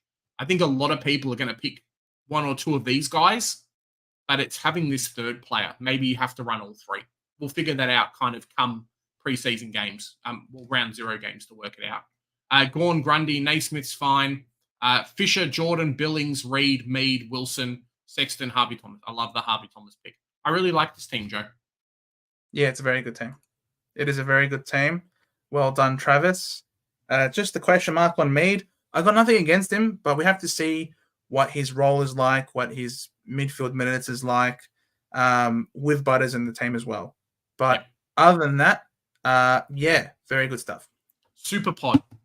Hugh McCluggage, super pod at 520k. No one's picking him.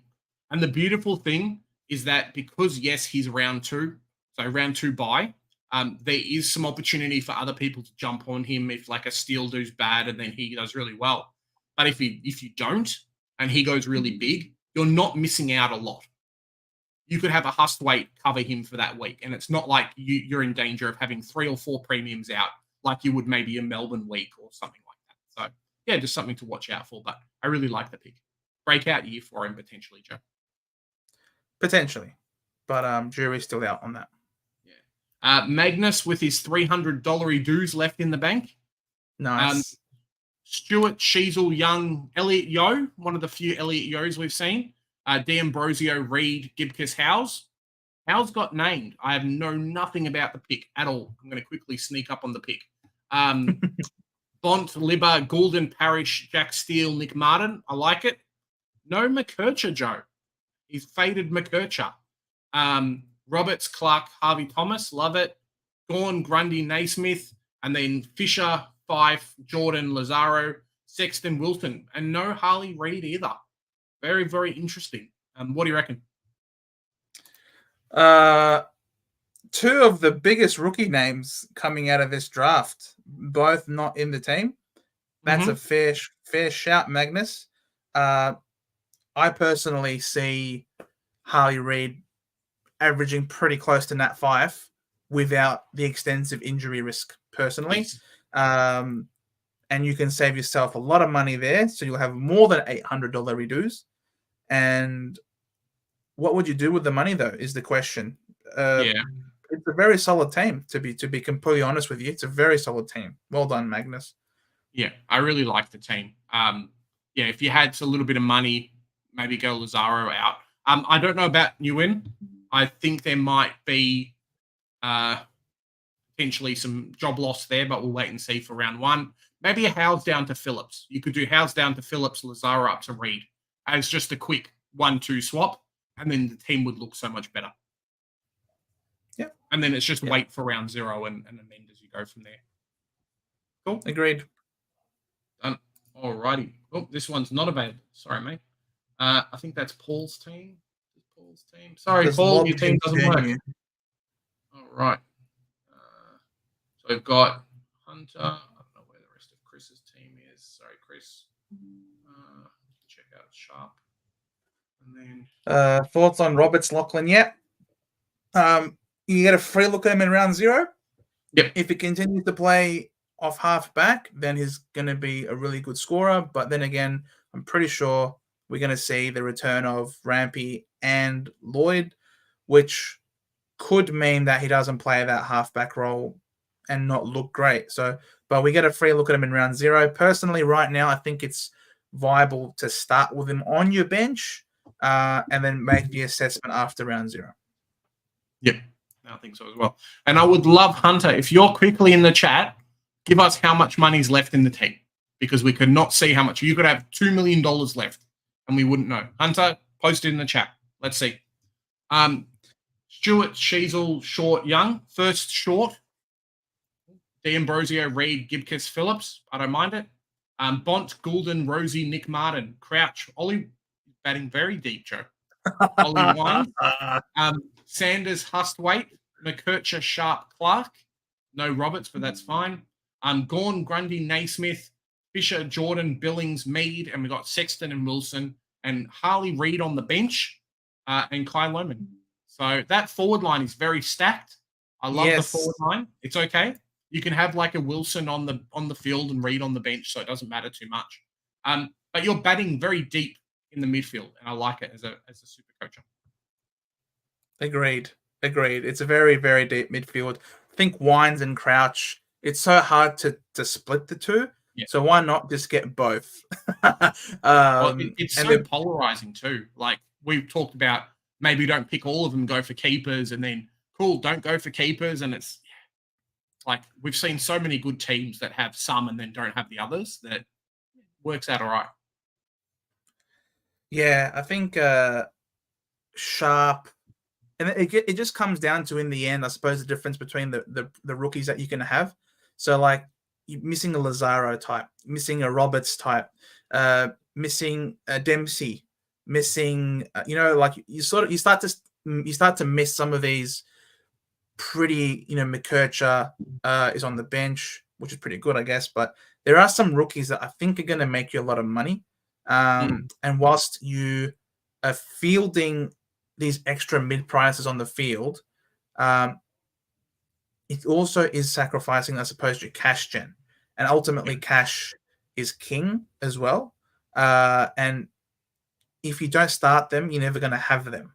And they're highly touted for a reason. So for me, I think having the best rookies, ideally, it's the rookies that dictate your structure. And then you start with your rookies, and then you fill in the rest of your team around those good rookies. But ultimately, it's still a very decent looking team. It's not wanting for much on the field, which is exactly what Hunter was looking to achieve, and he's done that. Yep. Yeah, no, definitely. There's probably going to be 8 or 9 really good forward options, and we'll talk about them in a video coming up this week. You can't pick all of them, but as long as you've got a good mix of them, then that's fine. There might not be a case of which one's better and which one's not better, just because there's not like round 0 to go on, and a lot of the early round buys. So a lot of the preseason games were some players playing half of the game and then some not playing half of the game. So yeah, kind of hard to judge that way. Yep, Jake. I think this is the rest of Jake's. Oh no, Jake, where's your team? Jake, did I miss Jake's team? Give me 1 sec. Oh no, cool. All right. There's the rest of Jake's team. Lucky boy, Jake. Cool. All right. 73K left in the bank, Joe. It's almost another rookie. Yep. Nick Daicos, Houston, Sheasel, Young. Not too bad. D'Ambrosio, Gibcus. I like the back line. Libba. No Bont. Just going Libba straight up. It's not very bad. Interesting. It's very interesting. Maybe I wouldn't advise doing that. Bont's just so good. Just the free captaincy score every week is like, you don't even care about anything else. Just go Bont. That's right. He's got English instead. Doesn't matter. You can still get Bont. He's got 73K in the bank. He can get Bont. It doesn't matter. Go Dawson to Bont, and your team's like double thumbs up. He just doesn't like Bont. What can you do? He doesn't like Bont. I don't know how you don't like Bont, but I understand. Dawson, Rosie, Steele, Nick Martin. Not too bad. McKercher, Sanders, Hustwaite, Roberts, Clark, Harvey Thomas. Love it. Nice. English, Gorn. And then Fisher, Jordan, Harms, Reed, Windsor, Sexton. Yeah. First Buku Kamas we've seen. Very cool. He's a legit selection, or at least a legit sideways selection for a lot of people, either in forward, or I think is he defender eligible as well? What do you reckon of the team, Joe? Cool team. I like it. I like the team. Got a lot of these important good rookies on there as well, which is really good. Nothing particularly weak on the field either. Gibcus at D6, Hustwaite at M8, and Sexton at F6. That's really good. Pretty impressive. I like it. Jonas is saying Gorn is the only captaincy score people are going to need. So potentially, that's a fair shout. Fair shout, Jonas. Yeah. One of the big things is, guys, is that there's so many different structures this year that you can go. A lot of these reviews are about, making sure that the teams are solid versus having maybe, 6 premiums in the midfield versus 5. It's more just, does the team look solid? Can we see any deficiencies? Things like that. That's where these reviews are really good. Yeah. Not everyone can have the same team or the same structure. Otherwise, the game would be very boring. Correct.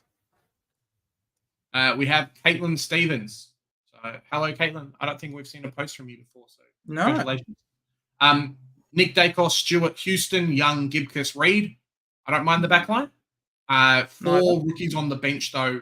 So 4 rookies in total in the back line's a little bit sketch. Bont, Dawson, Caleb Sarong, Rosie Martin, and then Berry. McKercher, Sanders, Hustwaite, Roberts, Clark. Vaughan, Grundy, Naismith, Fisher, Fife, Jordan, Reed, Windsor, Sexton, and then another Buku Kamas, Joe.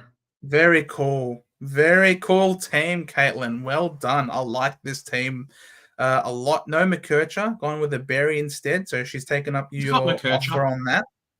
I got McKercher. What did I misread? Where's the Berry? So Berry's on instead of Hustwaite. Okay. Yeah, Hustwaite's on the bench. Robert's on the bench. Clark's on the bench. This is a very good team. Bloody hell. Well done, Caitlin. Very, very good team. I'm not a big Fife guy myself, but you got Jordan, which is great. You got Reed. I'd rather Billings over Fife at this point, to be honest, and free up some money. And I think Lazaro, Zach, in relation to your answer, I think Lazaro is more likely to play around the ball than a Windsor who's going to be locked on a wing. I think Lazaro is more likely then to have some more contested possessions and some, whereas Windsor is going to be a lot more on the outside. If you can get both, would be bloody amazing. Unfortunately, with the way this is priced, if you go 5 down to Billings, you might have enough money to chuck onto Buku Kamas and get Kamas up to Lazaro, and then that would be freaking banger. A banger team, Caitlin. Yeah, the only thing for me would be just this. So yeah, the only thing for me would just be the back line, really. I don't mind it because you're gonna get Martin and McKercher back there to field at D5 and D6 anyway. Yeah, that's fair. All right, that was Caitlin's team. Where's Caitlin up to? I'm missing out on all these people, Joe. Who are you missing out on? This is why we don't get Big J to do this, guys. Don't miss anybody, mate. I'm trying not to. Christopher's there. Damien's there. Hopefully, Damien. Cool. You listen, Damien. Good job. All right. Well done, Damien. Jordan Lyons. Hopefully, maybe he's related to Jared Lyons. We'll see. Nick Daicos, Houston, Sheasel, Young. I like it. My thoughts on this 4 backline. Joe doesn't seem to mind it too bad, depending on positional changes in the team and whatnot. Bont, Libba, Goulden, Steele, Nick Martin. Okay. There's just 3 guys on the field. McKercher, Sanders, Hustwaite, Wilson, Sharp, Clark. Not too bad. English, Gorn. I like it. Naismith's there. Fisher, Fife, Jordan, Billings, Reed, Sexton, Kamas, and Manor. So it feels like it's a little bit stretched versus the previous team, right? Whereas they had maybe another guy here on the bench, another guy here on the forward line. Berry there. I mean, in the midfield, and then the forward line was a little bit stronger. I'm not sure if that's because you've got English and no Grundy. That would free up another, 300K. So potentially that's it, but yeah. Yeah, I agree. I agree with what you're saying there. I do think that Fife, I'm on the same page with Jonas here.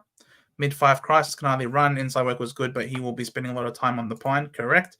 As Velo says, if he kicked more, it might be worth a look, but definitely not someone who is a big advocate of a player who's going to play around 50 to 60% game time, being very handball happy. Cat attack. Someone convinced me to get Billings, not Fife, please, because I don't really want either in my team. I think Billings will be kicking the ball a lot more, and he's been using the ball really well. Some great spot up kicks inside forward 50. They're going to trust him with the ball on the outside, and he worked hard in the practice games to get into the back line. You're going to see his output in round 0, which is a benefit cat attack. And if you like what you see from round 0, then you can select him. But I do prefer him over a Fife type for me personally. So, but otherwise, it's a very solid team, I think. Well done, Jordan. All right. Christopher, I think this is the rest of your team. No, Christopher's team. Chris, where's the rest of your team, mate? Sorry, I got. He doesn't want you to see it. Damien's there. So 26K in the bank. Not too bad. Daicos, Sheasel, Young, Coleman. Another Coleman. I like the back line. Dawson, Butters, Sarong, Parrish, Jack Steele, Nick Martin. Let's see who's the rest. Cool. McKercher, Sanders. Okay. Very, very deep. I like that. I like that team. Not sure about the Rawlinson pick. Gorn, Grundy, Naismith, Green, Jordan, Arms, Reed, Sexton, Wilson. I like this forward line. Joe, what do you reckon? Yeah. Very Toby different Green's with the Toby Green early. Yeah, he's gonna go crazy. Toby. Jordan Good, Harms. Harms is probably my least favorite of all the mid prices. I think I'd probably have a Cam McKenzie over a Harms because McKenzie, I think Billings is cheaper. or even a Billings, correct. Yeah, I think Harms is my least favorite. I think he's the least sexiest. I think he's the worst player, just to the eye, even outside of Supercoach. He's not a smooth operator. He's pretty rough. He doesn't seem to be on the same page as everybody else. So I think Harms out of the mid prices in the forward line is the worst one out of him, Billings, McKenzie, even a Fife. Yeah, I'd go to any of those other mid prices instead of Harms myself. But other than that, well done. Billings, no. CBA's a concern. Nah, it's not. We're not picking him to be a keeper or a primo. He's just there to make us some money on the outside. He only had, I think, he didn't have many possessions in that practice game against Carlton, and he still scored very well. I mean, if I pull up the numbers, he had 17 disposals for 91 points. So I understand that outside players tend to do a little bit better in the preseason compared to the season proper, but I think Billings, yeah, as Jonas says, I reckon Billings can easily average 70s, which is enough for him to make us the money. Got a few loaded up here. So Gavin, good old Gavin, 50K in the bank. A lot of these low projected score, maybe it's the Oliver pick. It's like Cooley's injured, it doesn't actually count for projection. Not that it matters, but still. Stewart, Houston, Sheasel, Wanganeen, Miller, or Joe? We've got one. D'Ambrosio, Gibkiss.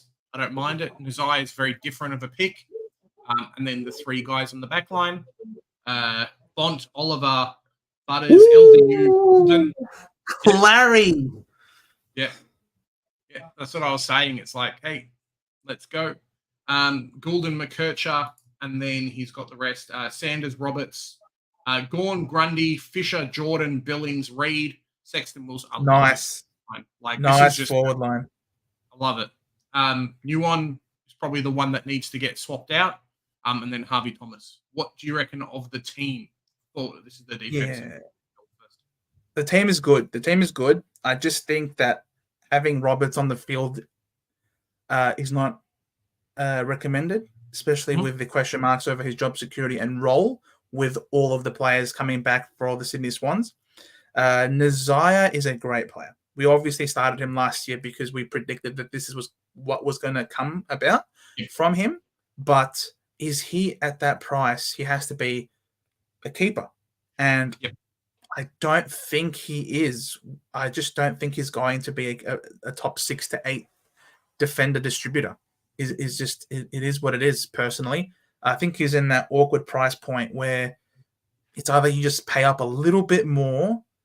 You don't have to go crazy, but you could even go a Jaden Short, for example, for around 80,000 more. And then I think Short is likely to be a keeper. Whereas Nazaya, I don't think is. Or you could go down to any sort of mid-pricer, free up the cash, and then put that onto a Weir, and then maybe get Weir up to a mid-pricer or a cheap fallen premium. Like, I think the cheapest one is Wines. Yeah, I just don't like Roberts on the field, personally, in the midfield. Yeah. And I'd use the money from Nazaya to improve the team that way, because your forward line's wonderful. Yeah, no, I really like the forward line too. And good point about that. If you had the money, maybe drop. I don't even know who you drop. I almost feel like Lazaro is so far behind a Hurstwaite that you would just go like sideways, and then that's it. I really don't mind the team. I think it's interesting. There's nothing wrong with picking these picks if you go with your gut, but like we're not here to convince you don't pick Nazire, right? Correct. We can give you the risks of it. Cool, Sinclair's not playing. All these other things are happening. The ball maybe in the back line a little bit more, but he looks good. So if you're happy with the pick the player. We just more talk about structure and risks and things like that. So great team there, Gavin. Even Clary is overpriced at this point. Yes. You could free up a lot of money by downgrading Clary. Yeah. He's going to drop in some money, maybe first upgrade or at least after his after his buy. Spencer. I like this, Spencer. Nice to get the team in full.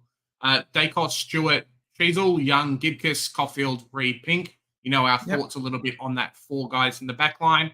Libba, so no Bont, but no money to get Bont. So very interesting. Libba, LDU, Goulden, Took Miller, Steele, Nick Martin. I don't mind it. McKercher, Sanders, and then Sharp, Clark, Manor. I think missing out on Hustwaite hurts a lot. We don't have to go get Roberts and things like that, but missing out on Hustwaite hurts. Gorn, Grundy, Livingston. Are you running with the buy? If Spencer's in the chat, just let us know, Spencer. Are you running with the buy or what's going on? Fisher, Fife, James Jordan, Reed, Lazaro, Sexton, Darcy Wilson, and Ewan. What do you reckon, Joe? It is a very solid team. The forward line's pretty good. I've obviously spoken about Fife ad nauseum. I reckon Fife to Billings will make the forward line a lot better. And then that frees up around 30,000, which could then be just enough to get a Sean Manor up to a Roberts on your bench. Yep. And that obviously makes your midfield bench a lot better as well. Unfortunately, you won't have the Hustwaite. You have to shuffle something else, maybe drop a Steele down to a Wines or something in order to facilitate that by trading out maybe a Sharp in order to do so.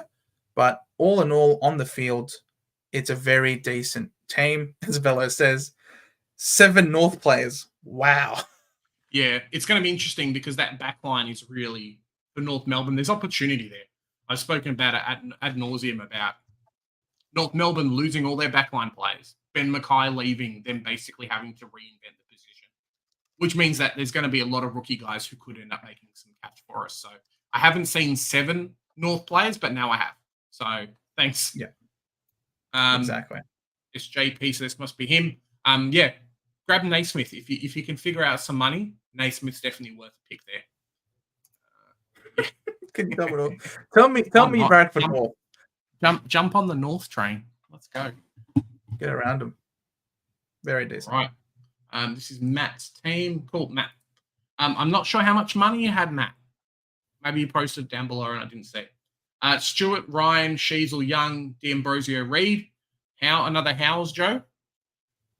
That works. The wrong Steele, Martin, Wines, Bonner. Wow, look how deep this midfield is, mate. Holy moly. This pick's either going to work, and this one too, otherwise it's not going to work. McKercher, Hustwaite, Simpson. So, that's it. Try and get Jai Clark in there. Get rid of Simpson if you can. And then Fisher. English gone. Fisher, Jordan, Billings, Lazaro, Sexton, Wilson, Dempsey as well. And then Ewan. I can definitely see what you're trying to do with the team. Oh, you did put as much money. Sorry, Matt. I can definitely see what you are trying to do with the team. It's just batting very deep in the midfield. So if the picks all work out, fantastic. Perfect for you. If all of these guys come out, if Bonner ends up getting to 450k, fantastic. If Berry gets to 450k, fantastic. Or even 400k, you're onto a winner. Your midfield will be done very, very quickly. Even with Nick Martin and stuff going back. So there's opportunities there. There's chances it could definitely work out. It is just a little bit risky from me. What do you reckon, Joe? This goes one of 2 ways. Either this pops off and becomes the meta moving forward in the coming years with opening round, or it blows up.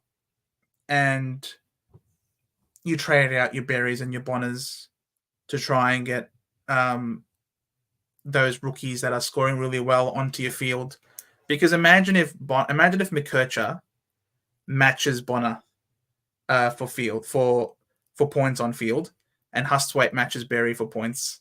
You know what I mean? Like you will feel. I don't know. I can't help but think that you would feel sort of silly. You'd be kicking yourself, perhaps, that you spent all this money on your bench rather than on your field. But all in all, I'm keen to see how this team goes, Matt. I really am, because you're fielding only what 1, 2. I think you're fielding only like 4 rookies. All two up. here, 2 here, and then 3, 4. Yeah, so you got 4 rookies, exactly. So 4 rookies all up on your field, whereas I've got currently in my iteration 2, 5, 7. I've got 7. So by picking up all of these expensive rookies on your bench and fielding all these mid prices on the field, you know what? It could be the meta play. It really could be the meta play. I'm keen to see how this goes, Matt. Very interesting. Because you could potentially see like a McKercher. Let's say he gets to 400k and the team works out fine. You could go McKercher, Hustwaite downgrades and potentially upgrade 1, 2, 3. So instead of spending 9 trades to finish your team, you could spend 5 or 6 to finish the midfield. Like, it's pretty crazy. 5, 6, 7. So yeah, definitely, it's definitely different. If it works, congratulations, Matt. Very ballsy. I'm glad there's still a couple of weeks left for us to make our decisions on the team, because Riley Bonner's tempting, Joe. He's not tempting me. He's not tempting me. Red Dwarf, what happened? Oh, yeah, there's the rest of your team. Yep, cool. Alan, Daicos, Stewart, Sheasel, Young, Zach Williams, obviously waiting for him to come back from injury. Gibkiss, Reed, Phillips, Bont, Butters, Parrish, Martin, Crouch, McKercher. Okay, I don't mind it. Roberts, Clark, Thomas, love it. Another English, so jumping off the Grundy train. Max Gorn, Naismith, and then Fisher, Fife, Jordan, Billings, Sexton, Wilson, Laurie, who probably needs to go, and then Ewan, who might need to go as well. So a little bit of finagling to do there. Otherwise, I don't mind the team. What do you reckon, Joe? Yeah, I agree. It's a good team. Well done. I like it, Alan. Very nice. All right. Moving down the list. Oh, I love that one. And then Aiden. Thanks, Aiden. I'm not sure how much longer we're going to be able to come on, guys. So just a heads up. It is getting somewhat late. So, yeah, just let us know. We haven't made your team here. We've got another couple of Thursdays left, so no need to worry just yet. Yeah, hold your ghost. I think more and more people are starting to do that. I know I am personally as well at this point in time. Cool. That might be the last one. Mickey, cool. Where's the rest of your team, mate? Where's the top half? Post it in there, and you can be our last one for today, Mr. Mickey. All right, jump on. Post your team there. I'm waiting for you. Post it down here. Press reply and post the rest of your team. Cool. All right. Lachlan, very interesting with his. I think this is iPad format, Joe. I think this is the way it works. I think it is iPad or Apple format. Supercoach just lets you know that, hey, maybe you should be doing this on your computer. 53K in the bank, so definitely all right. Daicos, Stewart, Sheasel, Young. I like it. D'Ambrosio, Reed. 3 rookies, which is fantastic. Bont, Butters, LDU, Parrish. Joe. Another Parrish. Max Holmes. McKercher, Sanders. Very interesting. Hustwaite, Clark, Weir. I think Weir is probably one of the ones that needs to get moved on. Gorn, Grundy, Jordan, Billings, Reed, Mead. I know your thoughts on Mead a little bit. Sexton, Wilson, and then Dempsey and Thomas. I really like this team. I really like this team. I think the one part is really Holmes. If you want to go up and grab a Crouch or someone like that, you definitely can. It's just that he hasn't done it before. As good as he's looked, it's just that he hasn't done it before. So for me, that's where it's a little bit sketch. Everywhere else, not too bad. What do you reckon? Again, missing Flanders and Fisher in the forward line. Get a Holmes out, upgrade Mead to a Fisher type or a Flanders, whatever floats your boat, and then use the money, for example, and put it on Phillips to get Phillips up to Gibkiss, for example. I think Gibkiss is going to be cool. But yeah, you can also afford you can afford Flanders for Holmes. And then if you want Fisher, you can probably get pretty close to it. I think get close by trading out Weir. If you trade out Weir and then swing Thomas into the midfield, or even just and then you'll be able to get another forward that way. So yeah, if you could get Flanders and Fisher, is peak forward lines is this peak forward line for me. Yep, I like it. All right, let's go. There you go. As Holmes to Fisher and Hustwaite on field, and then Roberts. Yeah, done. My team, cool, 24K. Daicos, Sheasel, Young, Butterick. We know our thoughts on Butterick. I think he's the way to go. You got to chuck him in the bin, unfortunately. Libba, Dawson, Sarong, Parrish, Rosie. Cool. Nick Martin's there, so going 5 deep, hopefully all keepers, is not a bad thing. Nick Martin to the back line. Sanders, Hustwaite, Sharp, Clark, Simpson. If Damo's still in the chat, let us know if Simpson's going to end up playing, because he hasn't really played 100% game time, I think, in the last 2 games. So let us know, Damo, what you think. Gawn, Grundy, Naismith, Fisher, Fife, Jordan, Billings, Reed, Sexton. I like this forward line. I like it. I think this is Aiden. Cool. Saying update Spreader. Who did you put in? Let us know. What do you reckon, Joe? Outside of the Butterick pick, what do you reckon? Yeah, solid. I don't know about Connor Rosie as a selection myself. I think if Butterick becomes down to like a Williams, for example, he'll free himself 80 grand, at which point he can chuck that onto a Rosie, Coleman, and downgraded Fife. Okay. So he's gone Butterick to Coleman, and Fife's been downgraded to who? Fife downgraded to Lazaro, perhaps? Freed up 100,000? That would make sense. The maths would add up, because Coleman's about 100,000 more than Butterick, and then Fife down to Lazaro is about 100,000 there as well. So top of head maths seems to be what has happened, and I agree with that. I think that's a very fair. Good moves, Aiden, to Lazaro. Bang. I called it. You can tell I play this game way too much. But yes, well done. I like the changes, Aiden.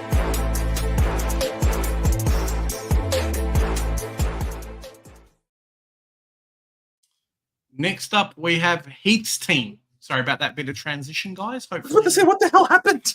You didn't get too scared off. People been jumping off because the ads, I think, have been playing. So whatever happens. Daicos, Houston, Short, Young. Very, very interesting. No Sheasel, no Tom Stewart in the back line. Green, Parrish, Miller, Martin, Crouch, Wines. Wow. Okay. McKercher, Sanders, Bonner on the bench. Not sure if Bonner's supposed to be on the field, but we'll see. Roberts, Clark. That midfield is interesting. It's very, very different. Stacked. McKercher, Sanders. Yep, we'll talk about him. Gawn, Grundy, Livingston. Probably needs to go up to a Naismith. Sam Naismith. Fisher, Fife, Jordan, Billings, Sexton, Darcy Wilson, and then Windsor Manor. So I don't mind it. That midfield is just different, Joe. It's very, very different. And yeah, there's a lot of players in there who you hope are going to become keepers, or at least pop out like premium level scores for you. So no Bont. You're really banking on a lot of these guys kind of being cheaper, or at least Crouch and Wines upgrading to the point where you'll be able to get these guys a lot cheaper. Let us know down in the comments. Yeah, nice. Interesting. Very, very interesting. I thought it had ended just that abruptly. I know, Captain Flash. I was shocked as well. Never. Jay, thoughts on Clayton Oliver? Picks for this week's match. Is he too underdone? Yes, I think he is. And even if he wasn't, he's overpriced. James, he will definitely drop in price for you. Yep. Yeah, I definitely think so as well. Hopefully we don't need to do too much of this. Cool. Nick Daicos, Stewart, Sheasel, Young, D'Ambrosio, Reed. I don't mind the back line. Bont, Butters, LDU, Parrish, Nick Martin, Crouch, McKercher, Sanders. I like it. I think Jacob Weir's the one that needs to go, but we'll see what happens. Wow, I think I did scare off a lot of the viewers, Joe. They thought, cool, yep, that's it. See you later. I'm like, no worries. Gorn, Grundy, Naismith, Jordan, Billings, Reed, Mead, Sexton, Wilson. I think this is slowly turning into like plus or minus a Mead and a Flanders and stuff. I think this is slowly turning into what we'll see over the next week or so is going to be the top-notch forward line. Yep, agreed. You didn't scare me. Of course we didn't. Causa, I saw a team with Steele at M1, Martin M2, Crouch M3, A1 M4, Wines M5, and Holmes M6. Why not? Why not? Just pay $2 million for your midfield and then like get keepers everywhere else. Why not? This person is not a content creator. This guy's got Crouch at M8. Crouch done. Locked in, Joe. Love it. It's not actually a bad team. Like, it's an interesting team, but it's not terrible. Daicos, Young, Williams, backline. Okay, Daicos, Young. Interesting. Gibkiss, Pink, Caulfield, Reed, and Phillips. See, the problem is, like, we've spoken a little bit about it before, but it's just too many rookies in the backline. That's the only thing. If you could move like a Crouch or someone from here to this position, I think you would be very happy. The music. Let's do it again. Paul Vello's cat. Midfield, okay. McKercher, Sanders on the bench alongside Clark. Legitimately, if you could move one of these guys, like a Crouch or someone to this position, and then put in like a Hustwaite, like you could go Crouch to Coleman in the back line, right? And then use the extra money to do like a Caulfield to a midfielder. I wouldn't hate the team. Like, I think the team would be okay. Gorn, Grundy, and then Fisher, Fife, Jordan, Harley, Reid, Sexton, Wilson. Like, I think the team would be not terrible at that point, Joe. Bro. You just run Sanders at that position. You say, cool, I've just got Sanders. That's it. No dramas. And then you go from there. I really don't mind the team. He's stuck. He doesn't know what he wants to do, so he's just going to get all of the mid prices. You missed Amon and Wines.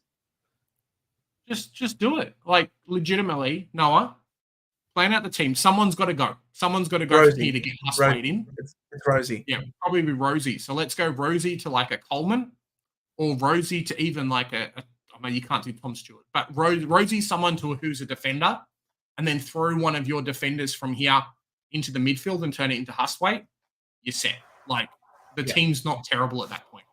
You could even go someone who's a little bit cheaper and then potentially upgrade one of these guys to a Massimo. I'm going to play around with this team. Like, I'm going to make this team and see what I can do. Because this team's fun. Like, fun's good. It is. Fun is very important.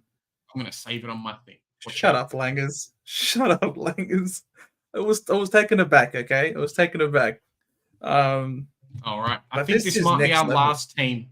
Guys, it is 10 o'clock. We've been streaming for over 2.5 hours. Sorry if we've missed you. If you want to and we've missed you, hit us up on Facebook. Just Facebook chat us and I'll reply to your team.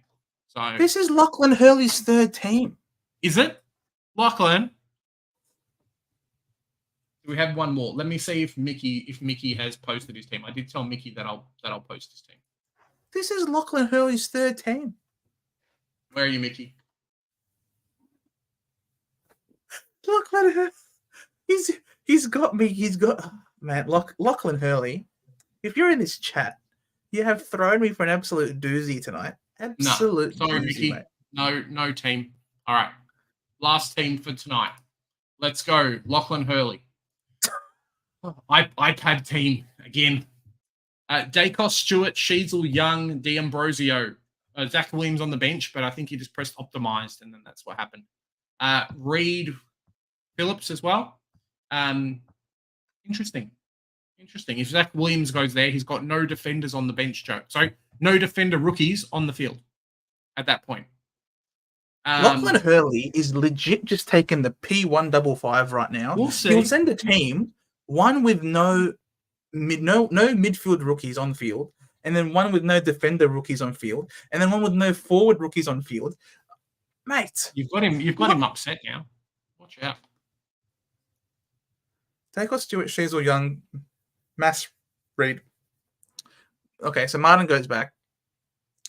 Williams, Phillips, Bont, Butters, LDU, Parrish, Martin, McKercher, Sanders, Husway, Clark, Weir, Thomas, Gorn, Grundy, Fisher, Jordan, Billings, Reed, Sexton, Wilson. Very nice team. Surprised not many Cam Rayner selections. Ooh, interesting shout there, James. Interesting shout. Yeah, that's a good team.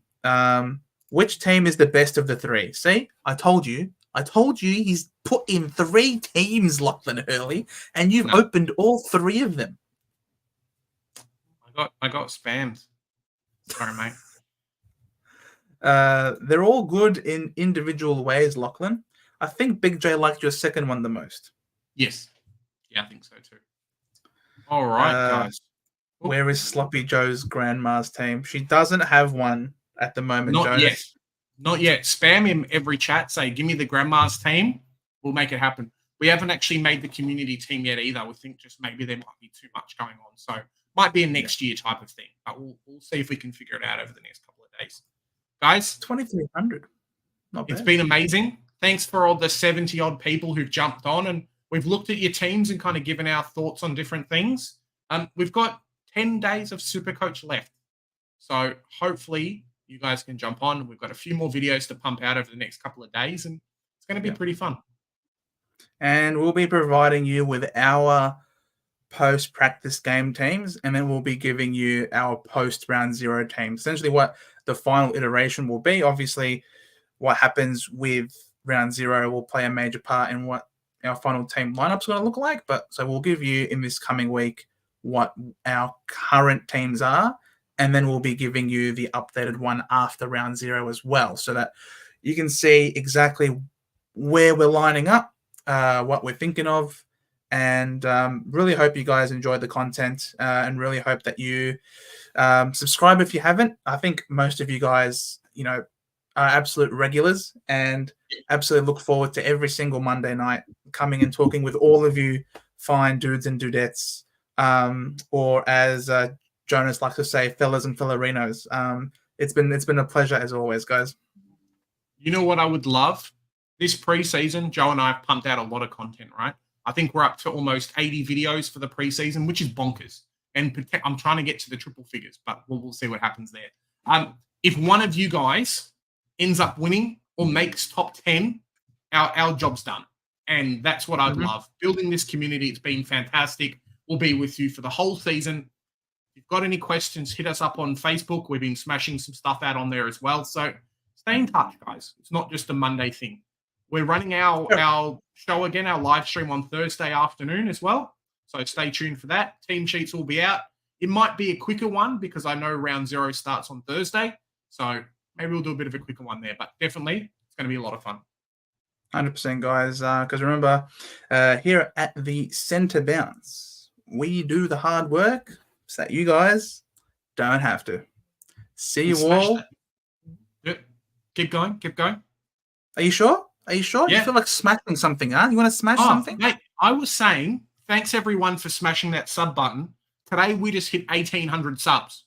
So it's bloody amazing.